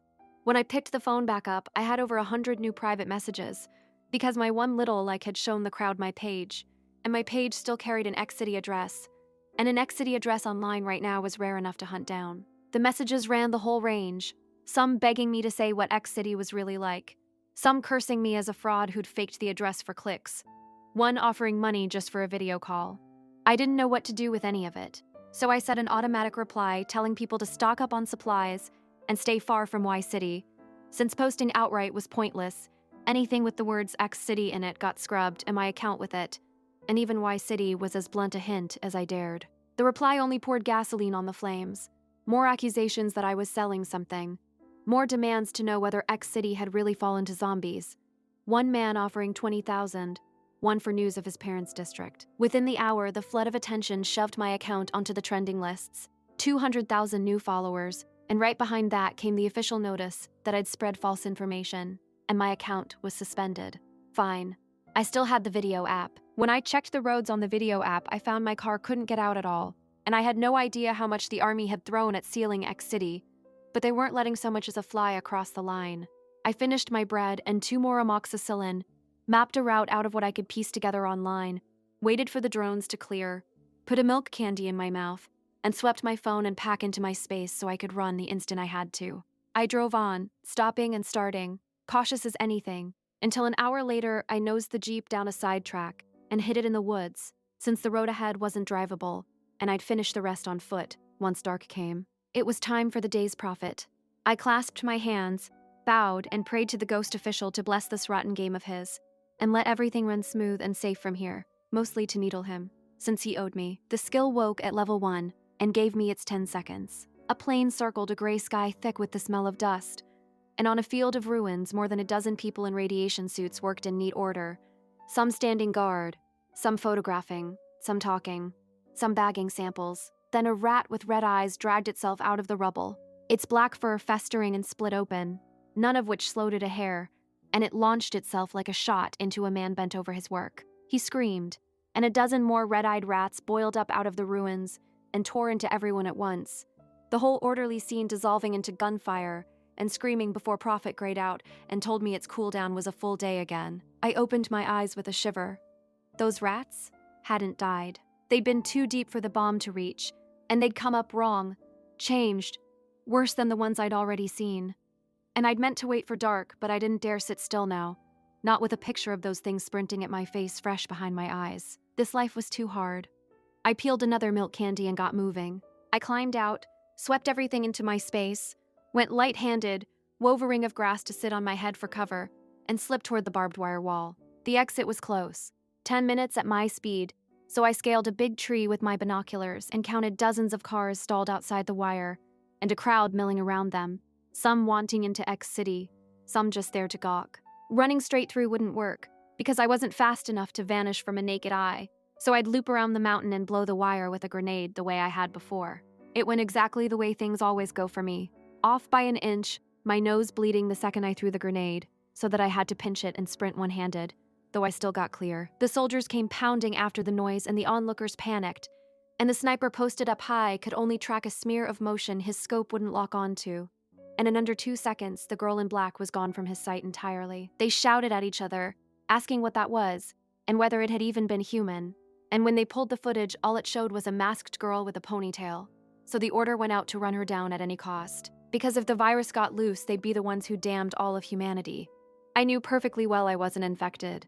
Not that it would matter to a bullet. I ran a good 6 miles in one breath, and once I was sure no one trailed me, I ducked into a corner, made a car, wiped the cursed nosebleed, changed into a blue-checked skirt and clean shoes, let my hair down and braided it into 2 pigtails, and another fat handful of it came away in my fingers. At this rate, I'd be bald in 2 days. Still, bald beat dead, and I was learning that a person's bottom line just keeps on sinking. The road filled out with traffic, and the plain warmth of living people, and I reached a county town that was calm and ordinary and lively, the kind of place I'd have happily wasted my last few days in if I hadn't known better, since a small town has few people and easy exits. But those rats were too much. and an ordinary house wouldn't hold against them. And I was even more afraid of a second nuclear answer. And my gut kept saying the same thing it always did, that farther was better. Running still costs money, even if I'd never starve, so I parked at a gold shop and browsed, scanning every gold and silver and jade piece in the place, each one a single point, no matter the size. I printed a pound of gold bars for 1 point, carried it to a secondhand gold buyer, and walked out with 200,000 in cash and my backpack a little heavier. I kept to the old roads, since I had no license and no wish to explain a highway stop to anyone. And before dark I made Y City, dumped the car, took a taxi to the rail station, and bought a ticket for the bullet train to B City. Flying was faster, but I didn't have the nerve, because if something turned mid-flight, there'd be nowhere to run. I'd picked B City because it held the country's largest military base and the most firepower anywhere, which meant that if the virus went fully loud, it was the safest ground I could reach, and that much steel and gunpowder settled my nerves. I took a business seat in a nearly empty car, which helped, though I still didn't dare sleep with strangers in reach. Partway through, I passed a lot of coughing on my way to the restroom, ordinary-sounding coughing that unsettled me anyway. Back in my seat, dizzy and worn from the radiation and refusing to close my eyes, I overheard 2 boys next to me talking about X City. Sure, the army wouldn't seal a city for nothing, marveling that almost no X City addresses showed up online anymore, that the one that finally had was banned for telling people to stock up before it went dark. One said he'd already called his mother to buy food and grabbed 2 boxes of hardtack himself. I glanced over and told him 2 boxes weren't nearly enough. They stared, taking in the girl in the hat and mask with only a faint red tint to her eyes showing, and asked whether I knew something about X City, and I shook my head and said no more. Before they could push, a scream ripped out of the car behind us, and they spun toward it. I was on my feet and at the door of the next car in a blink, and there it was, one passenger gnawing on another in the aisle while people shrieked, until 2 tall men stood, fired twice, and both bodies went still. Cries of murder rose and fell, but I let out a breath, relieved this wasn't about to become a death train. The 2 shooters looked unsurprised and handled it smoothly, which told me they knew the score. And someone dragged the bodies off, the passengers packed into the other cars, staff disinfected the aisle, and no one would set foot in that car again. I went back to my seat, since it was clear the nuke hadn't carried the virus off with it after all. The 2 boys came back pale and rattled, whispering that it was exactly like a zombie, biting and eating people, asking whether they counted as close contacts, whether they'd be locked up. The word locked hit me in the gut, because a quarantine pen is just a zombie reserve, with a nicer name, and walking into one is the same as walking into a grave. So if it came to that, I'd bolt the second the train stopped. I'd done more running in this garbage game than in my entire last life. The boys chewed on it a while, got nowhere, and finally came to ask what I'd meant, 2 boxes not being enough. I told them it was exactly what they'd just watched. Their faces went worse, and when they asked whether I'd seen this before, I hummed and said X City was gone and it still hadn't stopped the virus. They sat stunned, unable to fit the words X City is gone into any shape that made sense. One of them stammering that surely the online rumors couldn't be true, and I neither confirmed nor denied it, which amounted to the same thing, then closed my eyes, too sick and tired to care what they believed. Near midnight, the train reached B City. The quarantine I dreaded never came, and they only ran a full-body disinfection at the exit and let me walk out. So I found a hotel nearby, asked for the top-floor suite, and laid 100,000 on the desk, since the security and service there would hold for a few days. Across that one day, I'd printed 10 more Constitution pages and pushed the stat to 24, and the hair loss and nosebleeds eased, and the red on my arm quit spreading, my condition finally steadying. Only after a hot shower, a hot meal brought up to the room, and a real bed did the wire in my nerves finally slacken, and I dropped into sleep almost the moment I lay down. The 4th day I slept clean through, and woke with a start past 10 in the morning, in a strange room, on a pillow full of shed hair, my head half bald. Alive, though. Alive was the whole bar now. I clasped my hands and bowed to the sky for the Daily Prophet. Under a gray haze, soldiers in protective suits raced to fence the outskirts of X City in heavy wire. But underground, where none of them could see, the burrowing rats had already spread every direction, bloodthirsty and multiplying, one infecting the next. The checkpoints ringing the city fell first, the gawkers and the traffic-hungry bloggers and the people just trying to get home. All of them, as rat-smelling blood erupted from the ground and lunged. Snipers on the high points burst rat skulls like balloons, but there were always more, and the county town I'd rolled through the day before went next, the fleeing survivors carrying the virus in, and there it moved faster than it ever had in X City. One zombie, then a second, then the town simply fell. The vision cut out and left Prophet on its day-long cooldown. I opened my eyes and sighed, then opened the video app. Because clever strangers had tracked me there even after the search engine banned me, my follower count near 1 million, and the messages long past counting. I posted for the first time 3 flat lines: that the virus would spread worldwide and everyone should prepare for a fight, that the mutated rats of X City were pushing outward and would come up out of the ground to attack, that people should stay sharp and stay alive. Plenty of Doom accounts had been going up and getting wiped, and only the ones that stoked real panic drew an official hand, so I wasn't worried. Since the government's people were stretched thin, and what I'd seen was about to arrive on its own and couldn't be buried much longer, my post lit the feeds anyway. Hundreds of comments in seconds. The usual gamut. Some demanding to know how I knew, some snarling at me to go back to X City, some cheerfully announcing they were off to empty a supermarket. One father begging me to tell him whether his daughter at X university was alive. I turned the phone off and left them to it. I called down for breakfast, washed up, pulled a hat over my near-bald head, and dumped 5 more Constitution pages into the panel to reach 29, since my points crawled in at only about 60 an hour, and I couldn't waste my cheat on anything money could buy, because the cheat was for emergencies. After breakfast and a fistful of pills, every antibiotic and vitamin from A to E, I taxied to the biggest mall I could find, 5 floors counting the basement, because I wanted to know whether scanning a wider spread of goods might raise my creation level. I asked the system straight out how many items it would take, and it only told me I had to scan things with enough energy and that I'd have to work out the rest myself. The panic hadn't fully hit yet, so the basement supermarket was busy but not mobbed, carts piled with rice and noodles and oil, while a few skeptics asked why anyone was buying so much, and a few believers said their kids had told them the end was coming. I made my circuit of every aisle, scanning even the fresh section, where the live fish and shrimp refused to register, but the dead ones took, and then the appliances, refrigerators and rice cookers and the rest. I grabbed the biggest suitcase they had, and actually paid for real food, instant noodles, and self-heating rice and canned fruit, since bread alone was no diet for a radiation case, plus a pile of carrots and apples the health forum swore by, and a fat handful of milk candy, because life was bitter, and a little sugar was the only mercy on offer. The clothing floors and the cosmetics floor did nothing for my creation level, so I ate a table of vegetarian dishes on the top floor, and when I came down, a crowd was surging into the supermarket to strip it bare. So I pulled up my mask and left fast. I dodged the crowds and taxied back to the hotel, where 2 policemen were waiting at the door, badges out, and they checked my ID and asked whether I was from Y City. I said I was. They noted Y City sat close to X City and asked whether I'd come from there, and I hummed. Then one held up his phone with a screenshot, since the post itself had already been scrubbed, and asked whether I'd written it, and I said I had, and he told me I had no proof and demanded to see my evidence or a video. So I turned on my phone and dialed the emergency line, telling the operator 2 men were out front impersonating police. The pair went wide-eyed and scrambled to stop me, swearing it was a joke, that they'd just wrapped a stage play and these were the costumes, that they were students from B University, with real IDs and no scam in them. One begging me not to call it in, because it was really about his friend, whose girlfriend was at X University and who'd been sick with worry for days. I'd known they were fakes the moment my scan read the pistols at their waists as lighters. Otherwise, they might actually have fooled me. They spilled the whole thing. They'd come to find me about the girlfriend and put on the uniforms only because they feared I wouldn't talk straight. And they had enough hacking skill between them to trace me online. And their student IDs looked genuine. They asked what had really happened in X City, whether I'd truly escaped it, whether the zombie virus and the end of the world were real. One of them tacking on that I was pretty enough that maybe I was just building an influencer act. I looked at the worried one and offered him my condolences.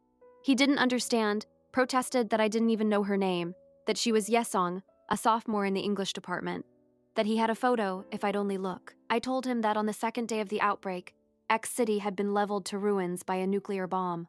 They stared at me like I'd started speaking in tongues, because for all the news they'd read, no one had said anything that monstrous.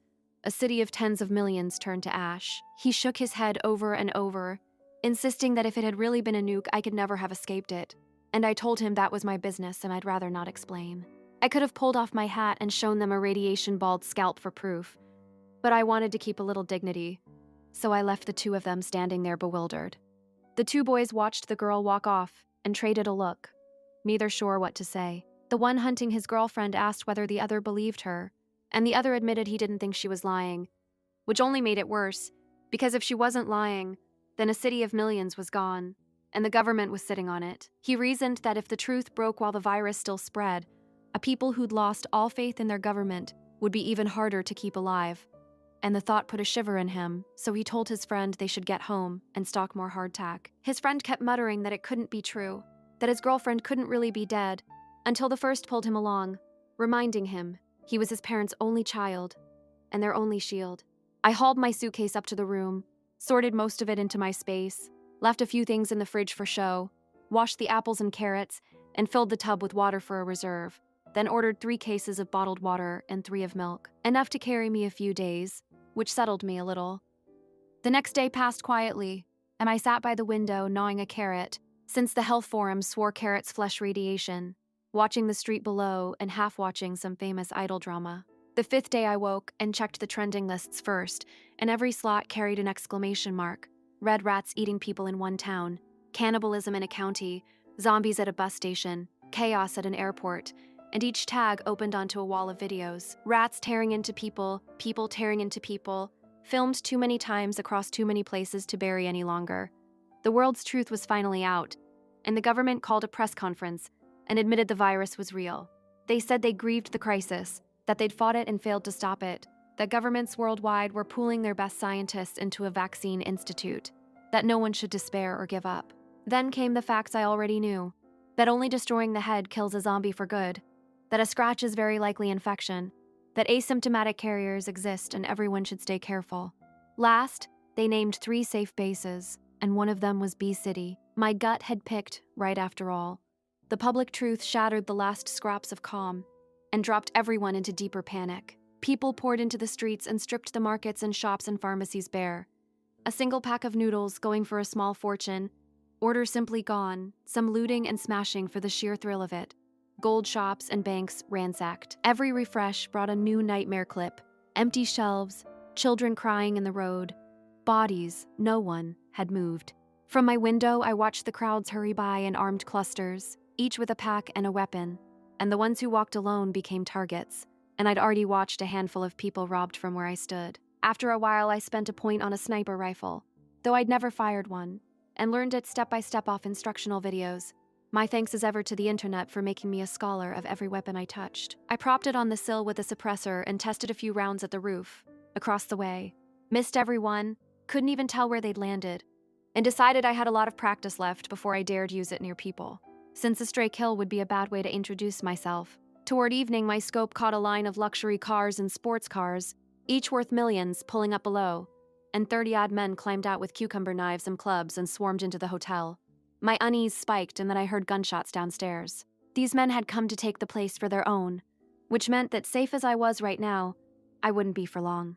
I tidied up, put on my hat, dropped the sniper rifle into my space, and left the room with my pistol, taking the stairs down floor by floor instead of the elevator. On the way, I passed hotel staff and guests fleeing up, and they cried at me not to go down, that a pack of murderers was down there, that they'd killed the security guards, that they'd watched a woman assaulted in broad daylight.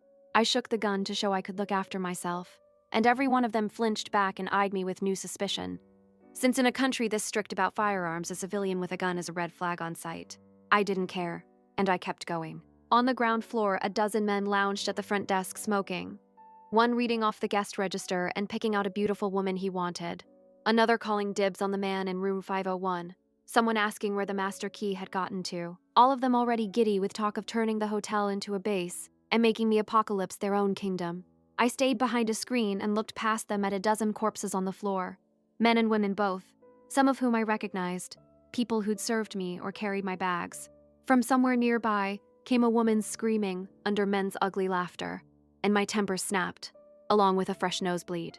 I plugged it, printed a machine gun, looked up how to fire one, and since my strength had come up with my body, I could hold it steady, and accuracy didn't matter for this, so I simply hosed the whole front desk down.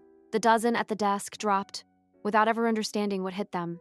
Eyes still wide, the men in back who'd heard it scrambled up half-dressed and grabbed their knives, and I crossed the room at a speed none of them could track, my cucumber knife taking heads before any of them got a clear look at me, cutting down the ones who'd been guarding the hostages. The captives, tied up in the lobby, watched me with terror and a hungry kind of relief, and I sliced one man's ropes, a hotel worker, and tossed him a small knife, and he thanked me over and freed the rest.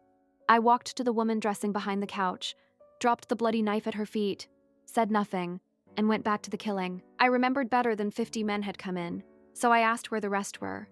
The woman's hoarse voice behind me said their leader, Brother Bo, had taken a group to the supermarket up the street to haul off supplies.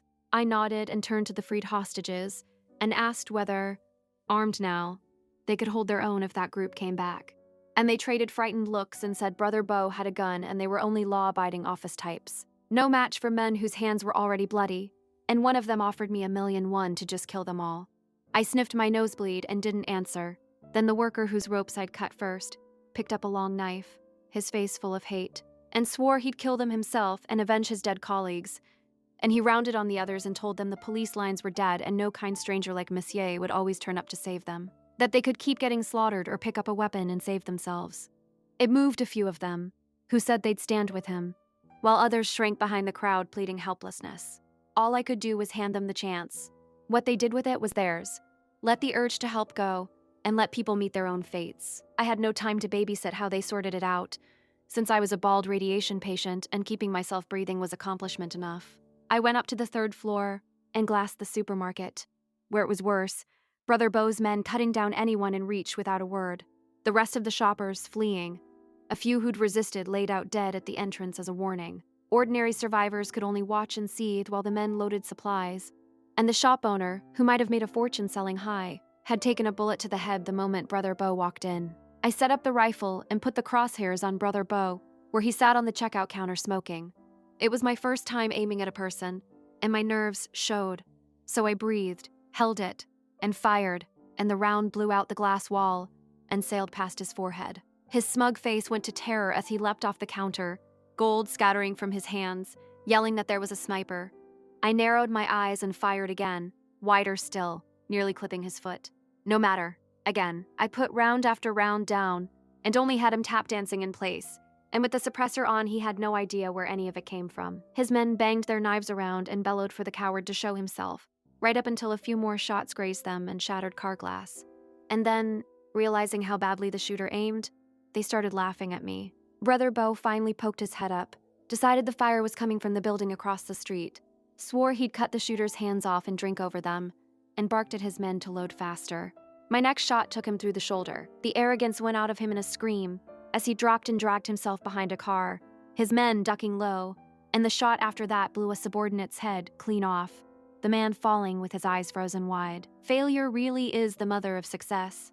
I unwrapped a milk candy and kept the crosshairs moving. One of his men offered to carry the gun and guard him, plainly angling for the weapon, and Brother Bo, big and muscled enough to still stand with a hole in his shoulder, told him to go die instead, then ordered the cars gathered and the brothers pulled back to the hotel to hunt the sniper down. His man tried calling the group at the hotel and got no answer through attempt after attempt, which darkened Brother Bo's face further, but with his wound bleeding, he settled for retreat before he ran dry. They worked out a plan, moved together, load in together, drive to the hotel, and he tucked himself deep in the back seat, still afraid to die.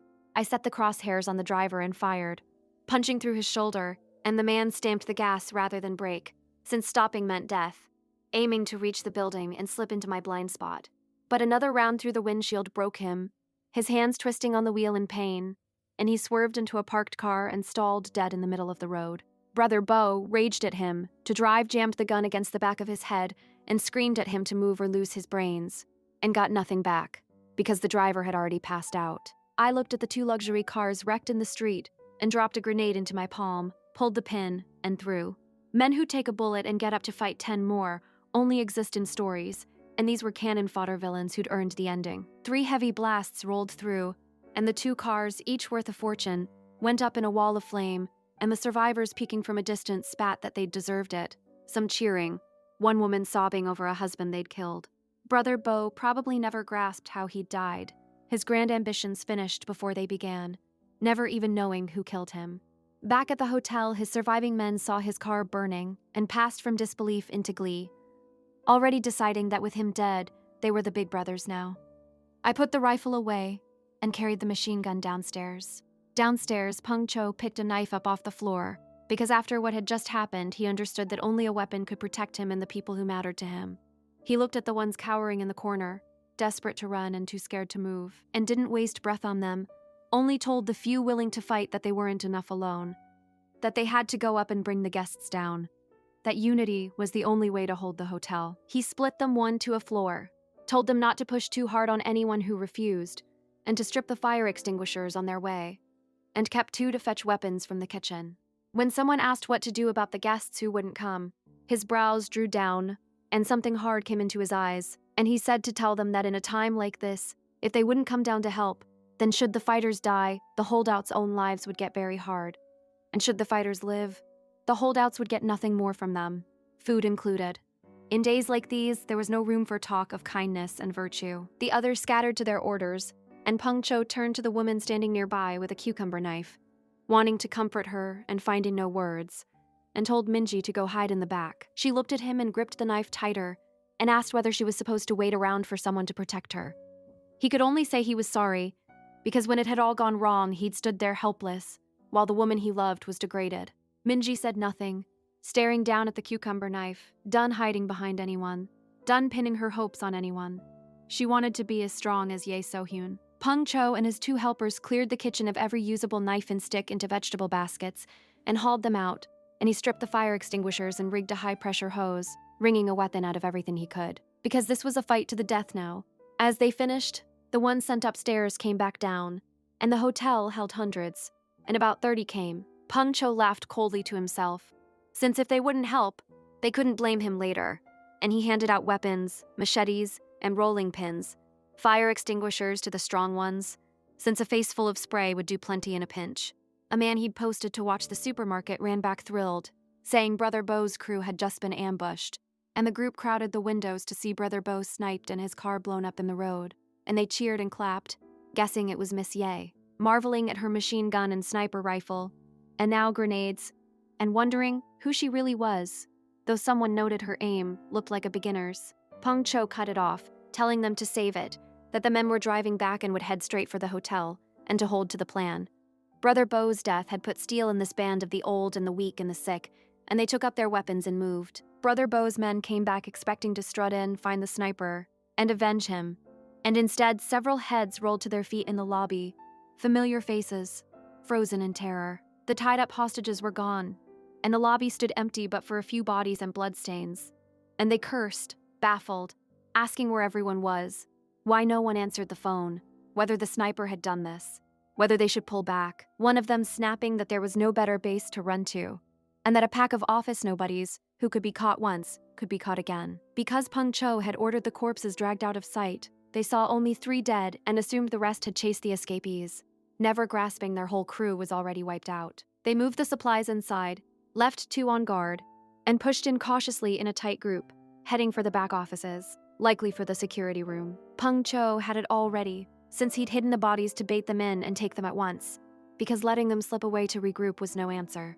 His cleverer plans, trapping them in the elevator to thin them out, never got their chance, since they stayed clumped and marched straight for the back. So he raised his machete and told his people through the earpiece to hit them at the second corner. The men came on knocking walls and doors, jeering that the cowards had run home to their mothers, and then 2 of Peng Cho's people burst out spraying fire extinguishers, choking gas flooding their noses and mouths. As they coughed and stumbled back, more attackers appeared and blasted them with extinguishers and the high-pressure hose, and they cursed and rallied, someone shouting to charge, and Peng Cho rushed in yelling that if they didn't want to die, they'd better kill. The 2 sides met in the swirling white haze. The intruders hit from every side, 4 hands against 2 soon dragging them down under the knives. Minji stood at the back gripping her cucumber knife, and when one of Brother Bo's men took a slash and fell at her feet, she drove the blade straight into his heart without a word, then stabbed twice more a few inches lower. He died disbelieving, eyes wide, and looking at his ruined face, a satisfaction rose in her. The feeling of a great wrong finally paid, and she let out a laugh she couldn't hold back. Ye Sohyun, machine gun in hand, stood at the back and judged she wasn't needed here. So she turned and left, and Minji looked up at her retreating back and felt her smile falter, afraid she'd looked unhinged just now and scared her off. Though remembering how many heads Ye Sohyun had taken, she decided she was probably fine. I went back to my room, set the rifle by the window, and swept the scope around. And after those shots, I'd gotten cocky enough to figure I could graduate. The supermarket had gone ownerless, and survivors were pouring in to fight over what was left. The place stripped in minutes, and I watched a girl hurry out with an armful of supplies before two hooded men in black cut her off and grabbed for it. So I pulled the suppressor and put a round in the dirt at their feet. And the shot brought every face below up toward me. The two couldn't tell at that height whether the shooter was human or ghost, but they remembered what had happened to Brother Bo, and they threw their hands up and backed off begging, and the girl bowed toward me again and again through her tears and fled. I chased the pair with 2 more shots, missed both, wiped my nose, and pulled a carrot out of my space to chew on. I'd been watching the street all morning when Peng Cho came knocking with a food cart, thanking me for saving them, saying that without me, he and his colleagues would only have had a choice of dying sooner or dying later. The cart held the vegetarian dishes I'd ordered, and my favorite tom yum soup. He told me they'd killed every one of the bandits, that some of his people were hurt, but the outcome was good, and that since the hotel ran short on medicine, they'd hit a pharmacy that afternoon, and I wished him luck. He told me that whatever I needed or wanted to eat, I only had to tell him and he'd bring it, and we traded contacts to stay in touch. Soon after lunch, Minji came up with a fruit plate and dessert and thanked me too, saying little, a clear gloom in her eyes like she'd rather not remember any of it. So I grabbed a handful of milk candy and asked if she wanted some, that it was very sweet. There was enough that she had to cup both hands, and she thanked me, and I could see her filing away that Miss Ye liked candy, that she could bring me some every day. After she left, I unwrapped one myself and went back to aiming down at the street. Whether from the morning's show or not, the robberies below thinned out through the afternoon, and a few people being chased even ran for the hotel on purpose. And I'd snipe a round or two whenever I saw it, so that without anyone deciding it, the place had turned into a kind of safe haven. I watched the street and the endless online cries for help, and it struck me that with the virus still not fully spread, most of this ruin was people doing it to each other. The human heart really was worse than any ghost. That evening, Peng Cho came back and told me it was even uglier outside, that his 20-odd had gone out together, traded gunfire with another group, and only just held on to a few boxes of medicine, several of them wounded. He said the lines at the safe base were already long and spots nearly impossible to get, that only the connected had made it into the safe zone so far, while ordinary people without pull could do nothing but wait. He asked whether I'd come to the base with them when it opened, since the hotel looked safe now but would draw more and more zombies, and was sure to fall eventually, and I had my own timeline and didn't commit, only said we'd see. The 6th day, my constitution had reached 57, my hair loss had eased hard, the nosebleeds had dropped off, and the red on my body had stopped spreading, though the bald patches hadn't grown back.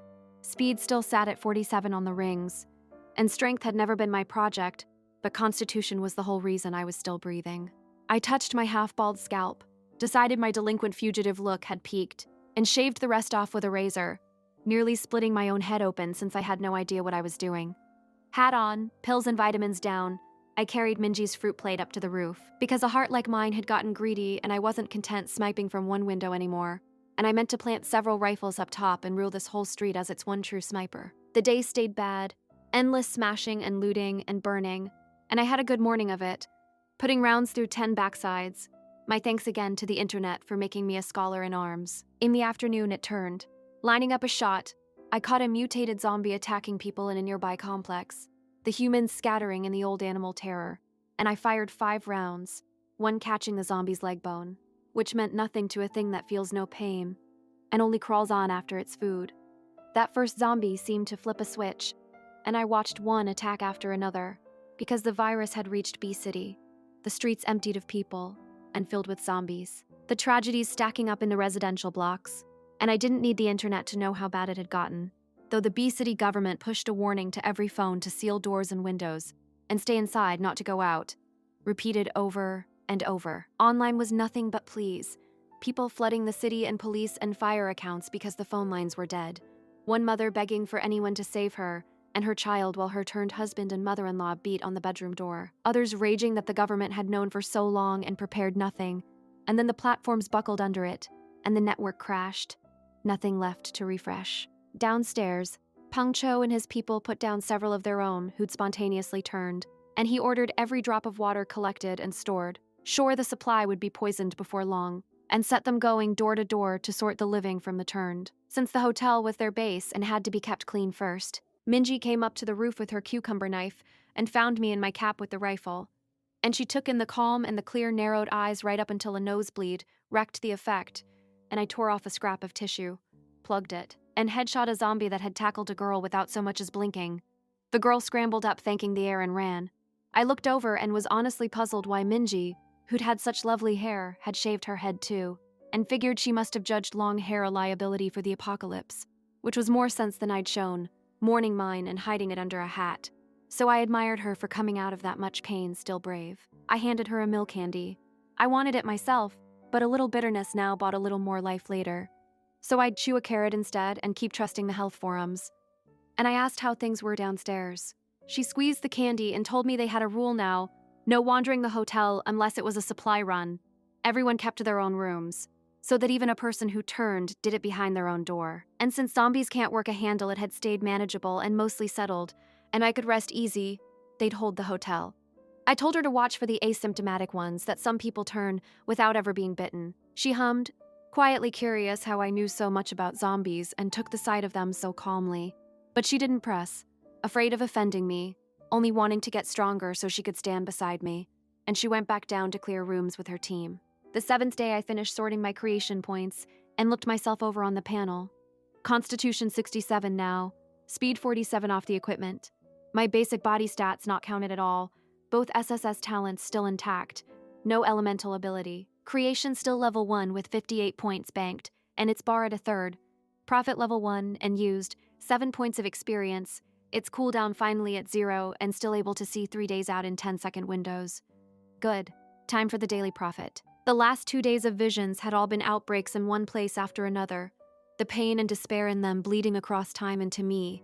And even after watching a whole city die, seeing this much of it still pressed down on me and did my sick body no favors. But I couldn't not watch, so I hoped for something useful and prayed to the ghost official for it, mostly out of spite. Under a gray sky, the once busy city was all wreckage now. Streets full of debris and roaming zombies, people trembling in sealed rooms, only scattered quiet lights left in the dark. Late at night, a swarm of red-eyed rats poured out of a dense forest and flooded the city, over the ground, into the sewers, into homes, their teeth gnawing through iron doors and breaking humanity's last line, and the quiet erupted into screaming. Where they passed, nothing was left but stripped bone, even the zombies devoured whole, and I saw the statue that stood for the city buried under a living carpet of red-eyed rats before profit cut out on its cooldown. I came out of the God's Eye view retching and barely made the bathroom before I was violently sick. Lucky my constitution had reached 67, or I doubted I'd have seen the next sunrise. I washed my face, sat on the edge of the tub, and opened the video app, which had unblocked me at last now that the apocalypse was public. My old label of rabble-rouser traded for a reputation as the one who dared tell the truth. My followers passed 10 million. I'd never once expected to become a 10 million blogger. I posted for the first time since the auto-reply that the mutated rat swarm would breach Sea City within 3 days, and its survivors should evacuate now, and tagged the major Sea City official accounts. The comments came at once, one from a person trapped in Sea City among zombies with no rescue, and now rats, another giving up entirely, several asking whether the ability users from X City had been real, and why none had appeared, one asking how I could possibly know 3 days ahead, whether I could really see the future. I scrolled a while, knowing one post did almost nothing, and my reach was small, but one person saved was better than none.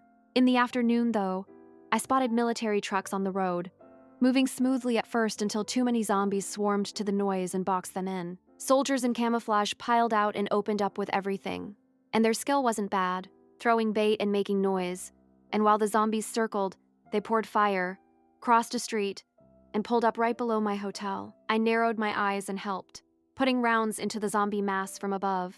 Peng Cho's people didn't dream of blocking soldiers, and threw the doors open, sealing them again the instant everyone was inside. Survivors came rushing down thrilled. Sure, the army had come to carry them to the safe base, and the moment they had an audience they turned on Peng Cho, tearfully accusing him of starving them, imprisoning them, forcing them to fight zombies. One man announcing he was the nephew of a B City official and demanding to be taken to the base first. Peng Cho rolled his eyes, since these people changed their tune by the day, and he'd done everything he could, and at the very least, he'd kept them from starving. Then the soldier said he wasn't any rescue team, that he was Bu Yeol of the 1st Marine Combat Team, and he'd come specifically to find Ye Sohyun, and he asked Peng Cho whether she was upstairs. Peng Cho blinked and asked what he was to Miss Ye. Before he could answer, The thin man who'd cowered through the whole fight raised his hand and blurted that he knew her, that she was incredibly fast, that he'd seen her appear out of nowhere and take a head in one stroke, that she was up on the top floor sniping all day. This was the same man who'd refused to fight and spent the days since hiding in his room, only surfacing at mealtimes to beg food, and Peng Cho looked at him and knew he'd been too soft, though it was too late to fix now. Bu Yeol was already climbing the stairs, and Peng Cho's people had some strength but not nearly enough to square off against the army. I was still sniping when Minji rushed up to tell me a man named Bu Yeol was downstairs looking for me. Army, and they looked fierce, and she'd sensed something off and come to report, and she would absolutely not let anyone hurt me in front of her. I told her not to worry and to have a carrot. She held the carrot and watched me, nervous, asking whether I knew this Bu Yeol, whether we were friends, and I said no, that I'd seen them come in from downstairs and guessed they'd come about my post. The one saying Sea City would fall within 3 days. She'd been browsing the feeds between supply runs and knew exactly which post I meant, had even been shaken by the sheer power of it, and now she stared at me and asked, in a rare show of surprise, whether I was the wronged ghost. That handle had gone viral across the whole internet as the one genuine X-City address left, and Minji had gossiped about the mystery of it with her coworkers, back when she was just another office worker, never imagining the wronged ghost would turn out to be her own salvation. I nodded. The handle read fine on paper, but it sounded strange out loud, and next time, I'd pick something less on the nose, something cuter. By then, Bu Yeol had come up, a hard, stern man in uniform, climbing alone with only Peng Cho trailing him to show his good faith. He introduced himself, taking in the girl before him, the black cap, the pale face, a body that looked weak rather than battle-worn, and the blood-stained wads of tissue in the trash at her feet. I said hello. He asked whether we could talk in private, and I waved Minji and Peng Cho off, and the two traded a look, and left. Bu Yeol said he'd seen my latest post, that I'd claimed a mutated rat swarm would breach Sea City within 3 days, and asked how I'd come by that. I told him I'd seen it. He was a soldier through and through, and didn't so much as flicker, so I asked him straight whether they had other ability users, whether any had been evacuated before the X-City nuke. His pupils tightened, and he asked whether I'd seen that too. I shook my head and told him no, that 30 minutes before the blast I'd still been standing in line outside the shelter, a breath from turning to ash with everyone else. That finally cracked his stern face, and he asked how that was possible, how anyone escaped a nuclear radius in 30 minutes on her own power, and I could see him remembering the reports of my speed and wondering if I'd awakened one. I pulled up my sleeve and showed him the red spots, and told him I hadn't escaped. I pointed at my head, where the hair was gone. I kicked the trash can at my feet, the one I'd nearly bled dry into. I told him the carrots had almost turned me into a rabbit, and that I hadn't stopped taking medicine, that I'd become a walking pharmacy, and gotten no better for it, and that if I'd had more than 10 days to survive in this world, I'd have sat down and cried, and shown him what a real collapse looked like. I wanted to live. I badly did not want to die. But these few short days had felt as long as 10 lifetimes. Bu Yeol had no answer for that. I asked again whether they'd evacuated other ability users before the blast, and he said that if I wanted to know, I could come back to the base with him, that it was classified and not for outsiders. So there were some. These last few days had drilled into me exactly how much the game items mattered, and I was safe now, but everything ahead would only be worse, and only game items would keep me alive in this world for long. I told him I'd go to the base with him. Whether the ability users were there or not, I had to see for myself. Nothing ventured, nothing gained. Peng Cho did not count my leaving as good news, though he had no say in it. Half the reason he'd been able to hold the panicked hotel together was me, and most of the people who came asking to join had come because of me. Since I never ran anything or showed my face and only had to sit on the roof and let them hear my rifle for the whole building to breathe easier, the story of the hotel sniper who shot the troublemakers and left the decent people alone had spread for blocks, so that when his people went out for supplies, the ordinary gangs backed off on sight, knowing someone had their backs, even if that someone's aim ran hot and cold. Now that I was going, he feared morale would crack and the hard-won calm would come apart, but with the army standing in his lobby, he understood I couldn't have stayed even if I'd wanted to. He sighed, thinking that surviving hard times was its own cruelty, that he'd finally found a big tree to shelter under, and it was already walking away. Minji's thoughts ran simpler, because she didn't care about any of that.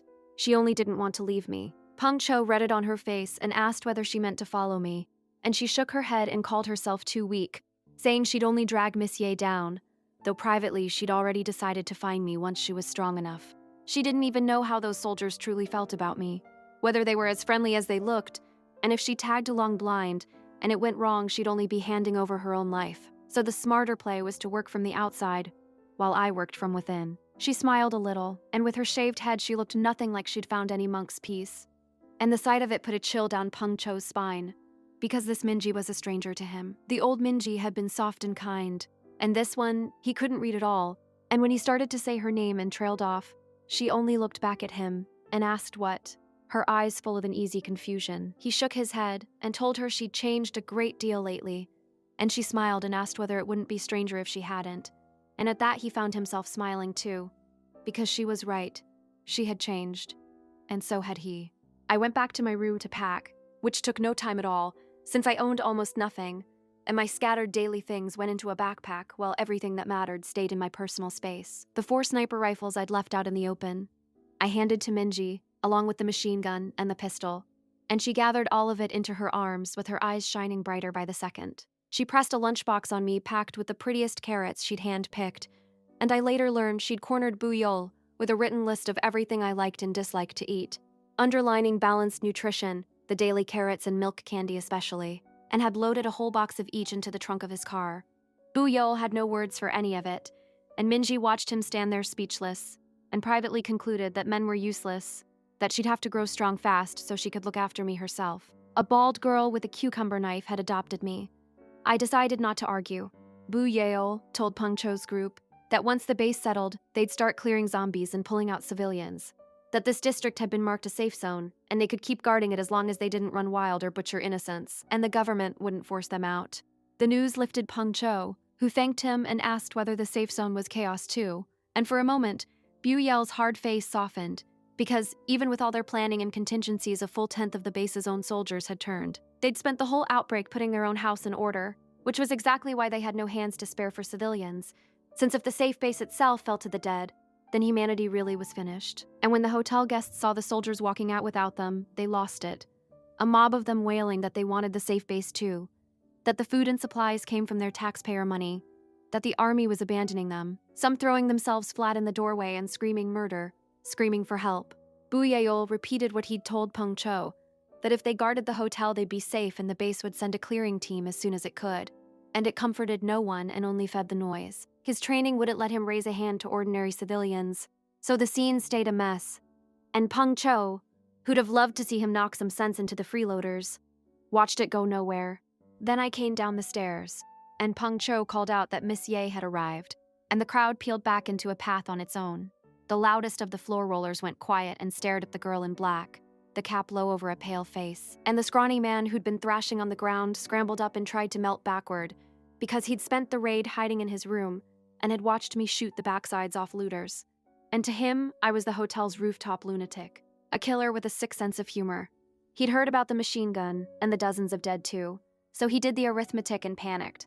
And to cover himself, he pointed at me and shrieked that I was a murderer, that I'd killed people with a rifle from the roof, that everyone had seen it, and a few others took up the cry that the soldiers should arrest me. I searched my memory for how I'd wronged this man and came up empty. A girl stepped out first and said I was no murderer, that men had tried to rob and kill her and I'd only hurt them to save her. And another survivor backed her, saying I'd pulled him out of the same jaws, and a third rounded on the accuser, a man named Wang, and reminded him he'd cowered in his room while the bandits came, and would be dead now if not for me.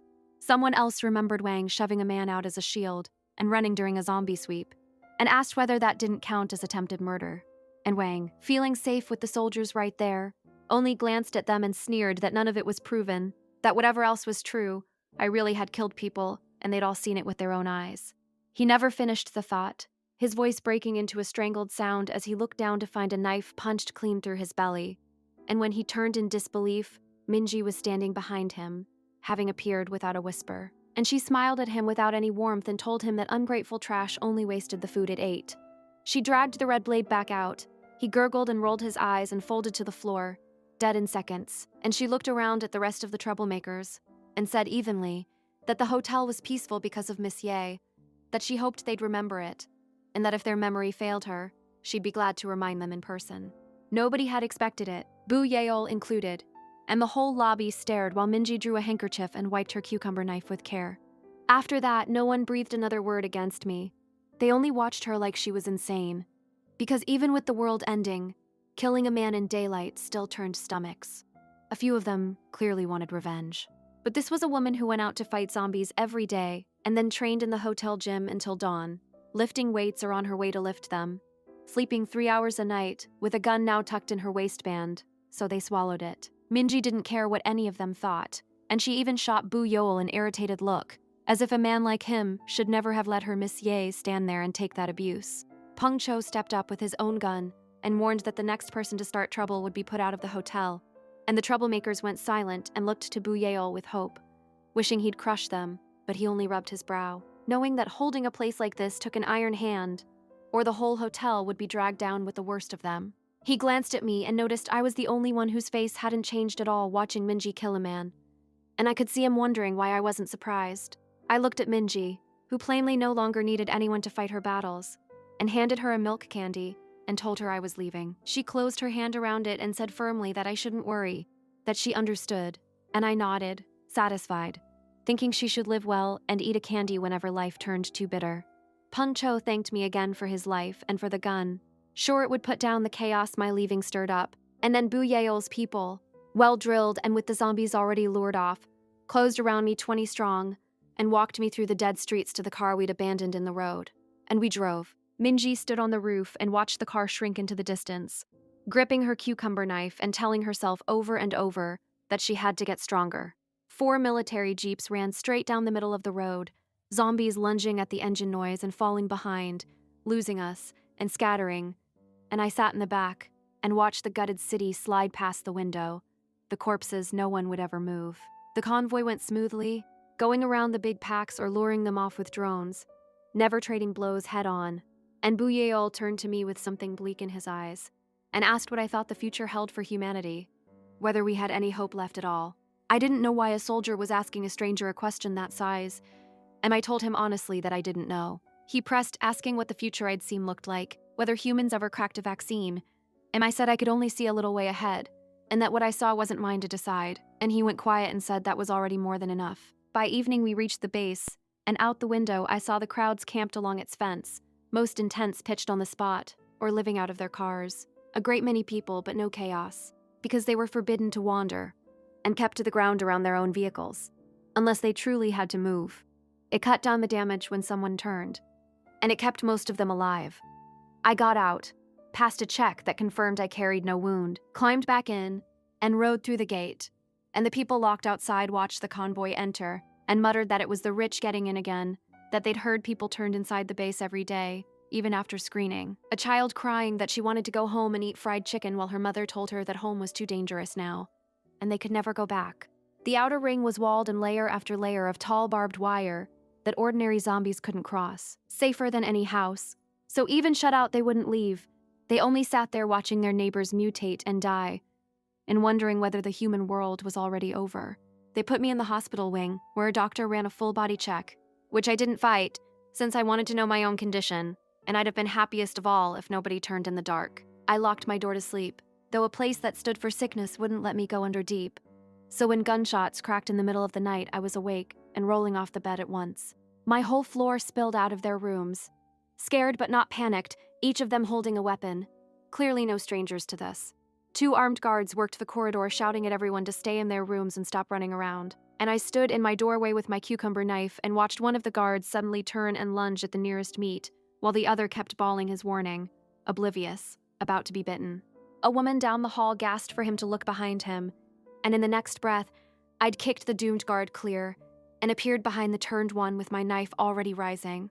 And right then, a thought lit up my whole mind, that if I could scan a dead fish and a dead shrimp, then why not a dead person? I pulled at my panel and aimed creation at the zombie, and the word came back that it was scannable.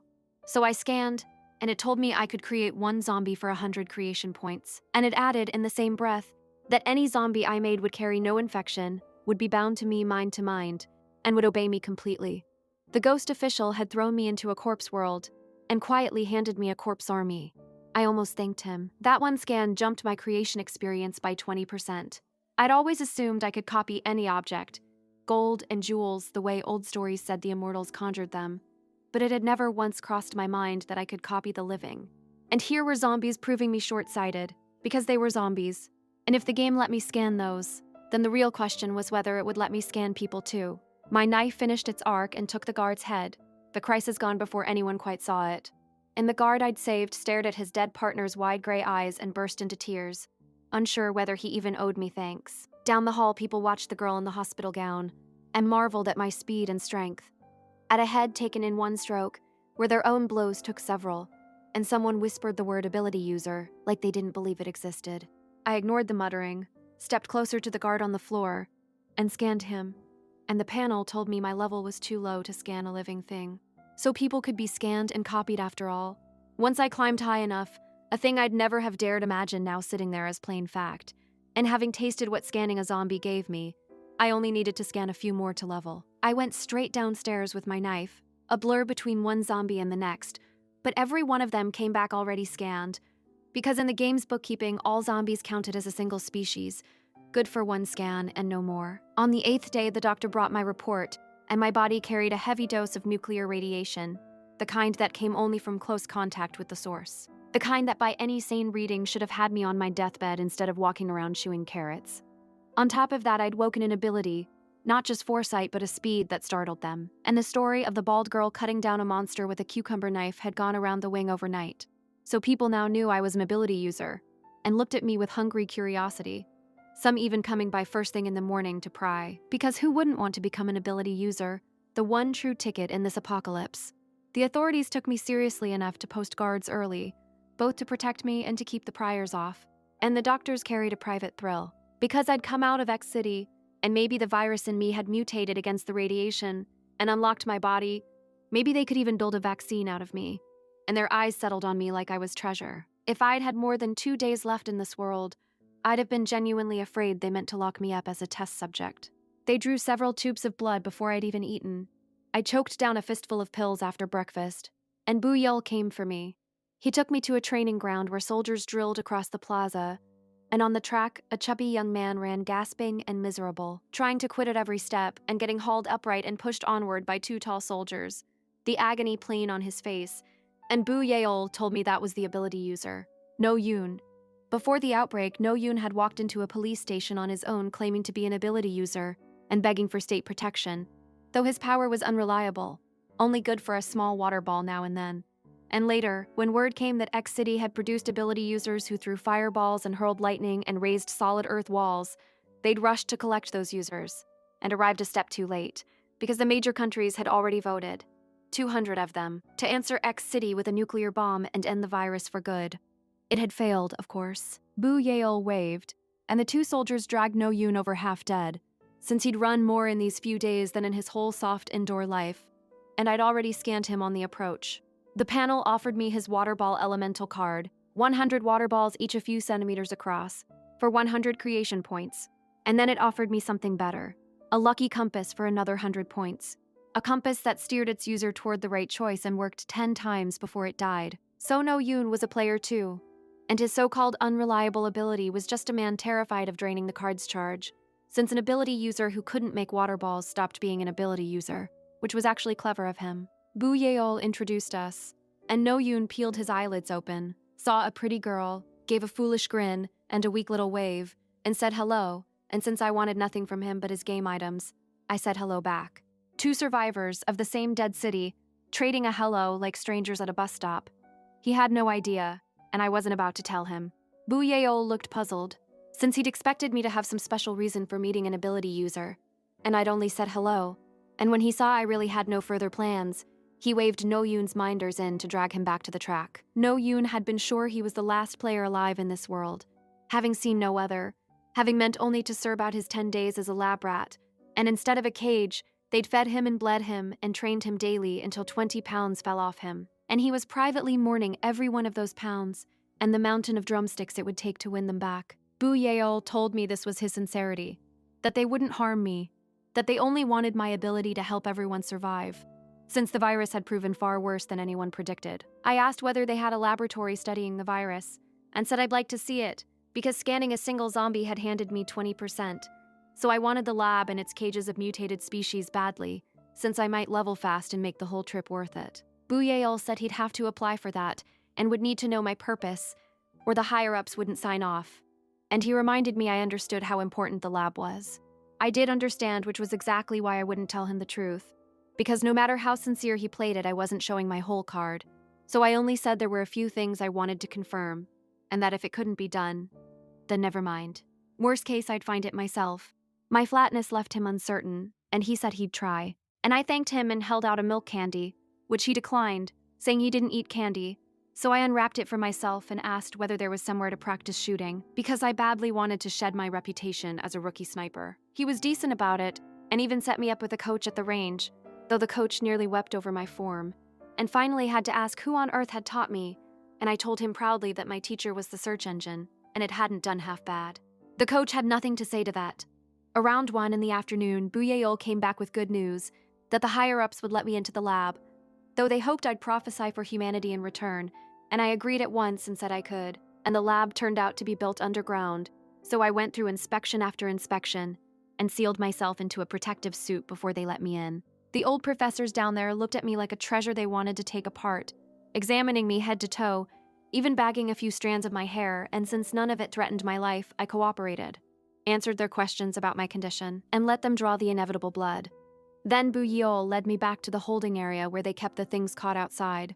Zombies, mutated rats, mutated crows, and among them, one red-eyed rat pulled from the ruins of X City after the blast. He told me that a rat mutated under nuclear radiation was far worse than an ordinary one, its claws sharper, its temper crueler, that if it went unfed, it would devour its own kind, and that the more flesh it ate, the stronger its energy grew, and that all these mutants shared one trait, their bodies fully rotted but their brains still intact and in control.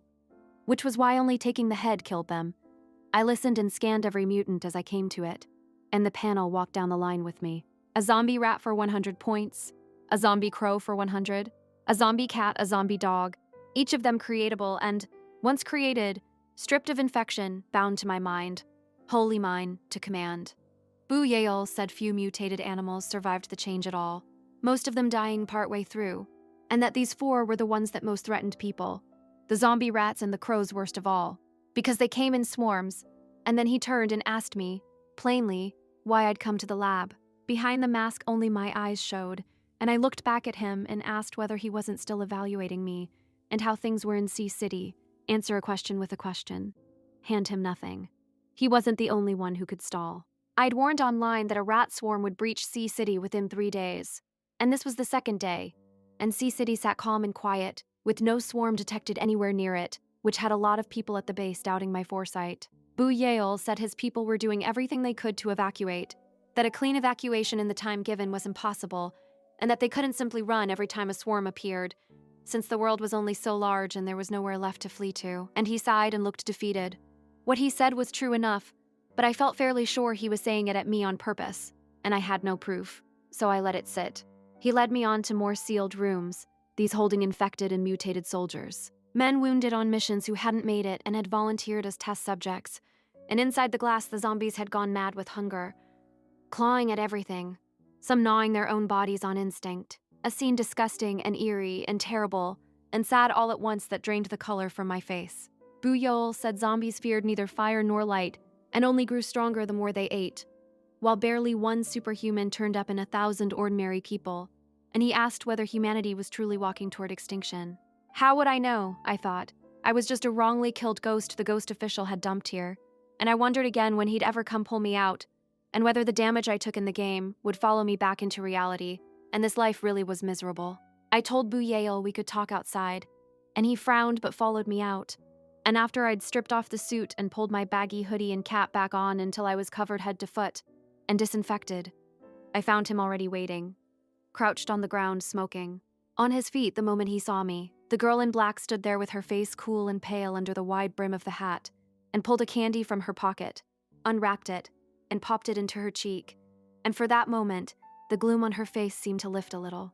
I caught Buyeo staring like I was eating in front of a starving man, and since I had a space full of candy and wasn't stingy, I fished one out and offered it, and he took it, thanking me, though he had no taste for childish things. I waved him off, said I was hungry, and headed for the cafeteria, and left. And Buyeo watched the girl in black walk away and felt his worry harden into something grim, since she was calmer and more guarded than he'd guessed, and he'd bared his heart to her twice now for nothing, which told him plainly that feigning weakness didn't work on everyone. The cafeteria was crowded, and I took stewed cabbage with vermicelli, stir-fried yam, and 2 steamed buns with a carrot from my own space for dessert, since I couldn't stomach meat, least of all after what I'd just seen. My mind had been dinging with notifications I hadn't had time to read, and now I opened them, and the energy those zombie animals had given me beat the whole hall from the tens of thousands of items I'd scanned before, enough to break me clean through the first level into level 2 creation, where my survival time itself converted into points, roughly 2 a minute, which worked out to nearly 3,000 creation points a day, twice my old rate. I tried the skill on a stranger sharing my table and got told my level still couldn't scan a higher organism. The wording changed from before, and then I tried it on the cafeteria itself, and it came back that I could create the whole cafeteria for a single point. A rare good mood cracked through, because I could finally scan something large, where before anything sizable had thrown the insufficient level wall at me. And even though the cafeteria only stood 3 stories, it was a fine surprise. I bolted the rest of my meal and drifted through the area scanning buildings, until I had the pattern that level 2 creation could copy anything under 5 stories tall, with a footprint below about 500 square meters. And past that, the wall came back. I scanned a villa, a 3-story prefab house, an observation post, a vegetable greenhouse, and a whole cluster of prefab housing built for survivors. And of all of them, I liked the observation post best, tall like an old watchtower and perfect for sniping from. And every one of these buildings cost a single point to make, very cost-effective. Bu Yeol heard that I'd wandered the base after dinner, but that I'd only looked around and touched nothing, like a woman taking a stroll to settle her stomach, and that afterward, I'd gone back to my room, taken my medicine, and stayed put watching television. He truly couldn't see through me, and he told his man to keep a close eye on me, and got a crisp yes in reply. He had a mountain of official work and more coming, his rank not high but his load enormous because the base commander was his own father. And the most pressing thing now was where to put the flood of survivors about to pour into the safe zone, since even working day and night on temporary prefab housing, with 3 safe bases across a country of over 1 billion, it would never be enough. Nowhere near. I watched a zombie movie, scrolled the news a while, and finally dropped into a worn-out sleep, and in the dead of night the screams woke me again.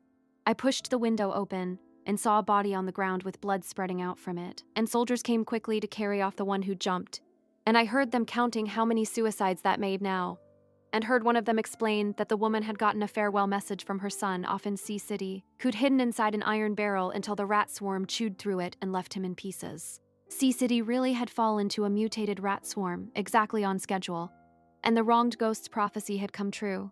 And one of the soldiers wondered aloud, shaken, whether the barbed wire around the base meant anything against teeth that went through iron doors. I opened the feeds, where every trending slot was Sea City, and it had been impossible to clear a whole city in a day, especially on the warning of an obscure account nobody believed. So beyond the official effort, only a handful had chosen to run, and everyone who stayed became food, the scattered lights that stood for hope winking out one by one, until the aerial footage showed the city swallowed whole by the dark. The survivors who'd escaped Sea City felt only relief and a lingering dread, and many of them came to leave messages on my page, one thanking the auto-reply and the blogger both, saying he dragged his neighbors out the moment he heard Sea City would fall, and they'd have been dead otherwise, another begging me through tears to tell them whether humanity could ever beat the zombies, and swearing that if the answer was no, he'd jump now, another asking where a species that had gone from the top of the world to prey was supposed to find a way out, another begging me to explain abilities, why the apocalypse novels all had them and real people didn't, whether ordinary people could ever wake one. There was nothing I could do for any of them, so I sighed and turned the phone off. That same night, across the base, No Yoon scrolled the same news, and when he saw Sea City had died overnight, he dropped to his knees and pressed his hands together and bowed to the sky, praying to every god and Buddha he could name, and to the black hole game itself to let him last the final 2 days, promising them all the offerings they could want once he was out alive. In truth, he felt guilty because the people of this world had been kind to him and never harmed him, and he tried to warn them of the truth. But the cursed black hole game wouldn't let him breathe a word of its existence, so his hands were tied. On the 9th day, my constitution finally hit 100, and I poured 600 points into strength to raise it to 10, and even after that, I had 1,200 creation points sitting free, which was the real prize of leveling. Early that morning, a cluster of base officials hurried into the hospital, while I was still taking my pills and chewing a carrot. And I wasn't the least surprised, since I'd already used Profit and seen the next city the rat swarm would take, which was F City. When they heard it, their faces went white, and then a sick green, because at this rate the whole earth was doomed, and my ability ended at the prophecy and could do nothing more. So they came and went in a rush and left the room quiet again. I spent the rest of the day at the range, and when shooting bored me, I wandered. On the 10th day, the black hole game was finally near its end. I told the guard who'd been watching me to fetch Buyol within the hour, and he asked whether I needed something he could relay to the captain instead, and I only told him to say it was very important, leaning on the words so Buyel might catch my meaning, and the guard promised to pass them along exactly. Satisfied, I jumped straight out the window and left the hospital, spent 1 point on a military jeep, and another to forge Buyol's identification, and the gate guard, who'd never seen me before, opened up the moment he read Buyol's name off the papers. My jeep drew stairs as it rolled out through the outer camp, where in only a few days these people's eyes had gone cloudy with confusion and pain, and I drove on until the crowds thinned to nothing, until there were no buildings and hardly a tree, only wide, flat, open ground, which was likely why they'd built B City's safe base out here, where everything could be seen at a glance, and nothing could take you by surprise. I didn't go far, only picked a flat, open stretch, and I told Creation to build, and it built 300 three-story prefab houses, 300 canteens, 50 vegetable greenhouses, 50 observation posts, and 300 long runs of barbed wire fence. Every house rising with its own foundation already poured, so none of them collapsed the instant they appeared. The government was still hammering plywood day and night. I raised a whole town on a patch of dirt in one afternoon, when word reached Buyol that I'd gone missing, then that a woman had walked out of the base on his identification. He was stunned, and he drove out with his men into the truly staggering sight of all those buildings. His people crept up to touch the houses that had no business existing, whispering that they had to be hallucinating, that there'd been nothing here yesterday, not even the barbed wire they'd been desperate for, and then that it was real, actually real, and men who'd faced death without a flinch stood there shaken. Buyol felt it too the moment his hand met solid wall, because he'd been agonizing over where to put the civilians, and here was the answer, complete with the wire he needed. And for reasons he couldn't name, the first person he thought of was me, certain I'd done this, certain I'd been hiding a great deal from him. He shouted for someone to find me, and 2 minutes later a soldier came over with a package addressed to him, and inside was a golden lucky compass, a line of small text rising as his fingers touched it, that it would guide him to the right choice, and had 10 uses, and under it a note asking him to use it with care. A soldier asked whether all of this was Miss Ye's doing, whether she was a goddess come down from heaven, and Buyol found himself smiling, because it seemed playing the pity card hadn't been a waste after all. The panel bloomed with the ending.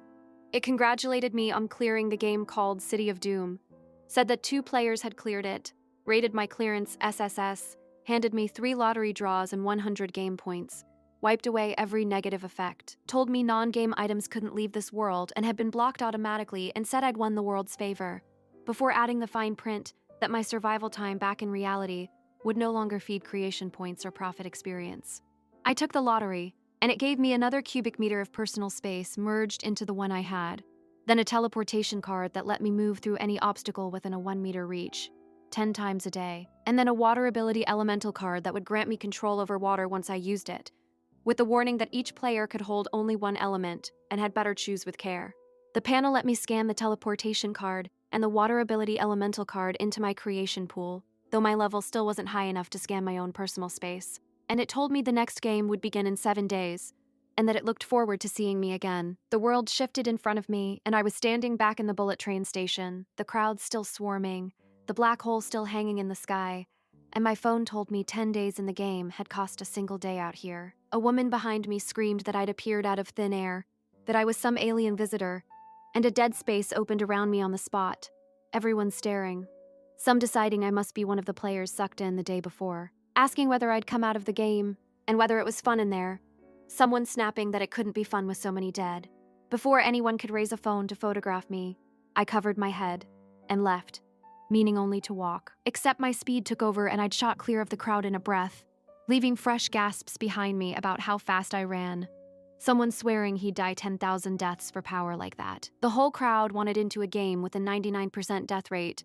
I just crawled out of it, and all I wanted was a hot shower and to never go back. I ran a long way in one breath, and found the speed ring still on my finger, so game items carried into reality. and I touched my head and my hair was there. All of it, and I could have wept, because I wasn't bald anymore. I ducked into an alley nobody was watching and searched the last day's news, and only then learned the black hole game hadn't run the one instance I'd been in but 100 of them. Each with 10,000 people, a full million players pulled in at once. Within minutes of the start, nearly 50 instances had gone gray, and the other 50 held only scattered survivors, and of them all fewer than 20 made it to the end.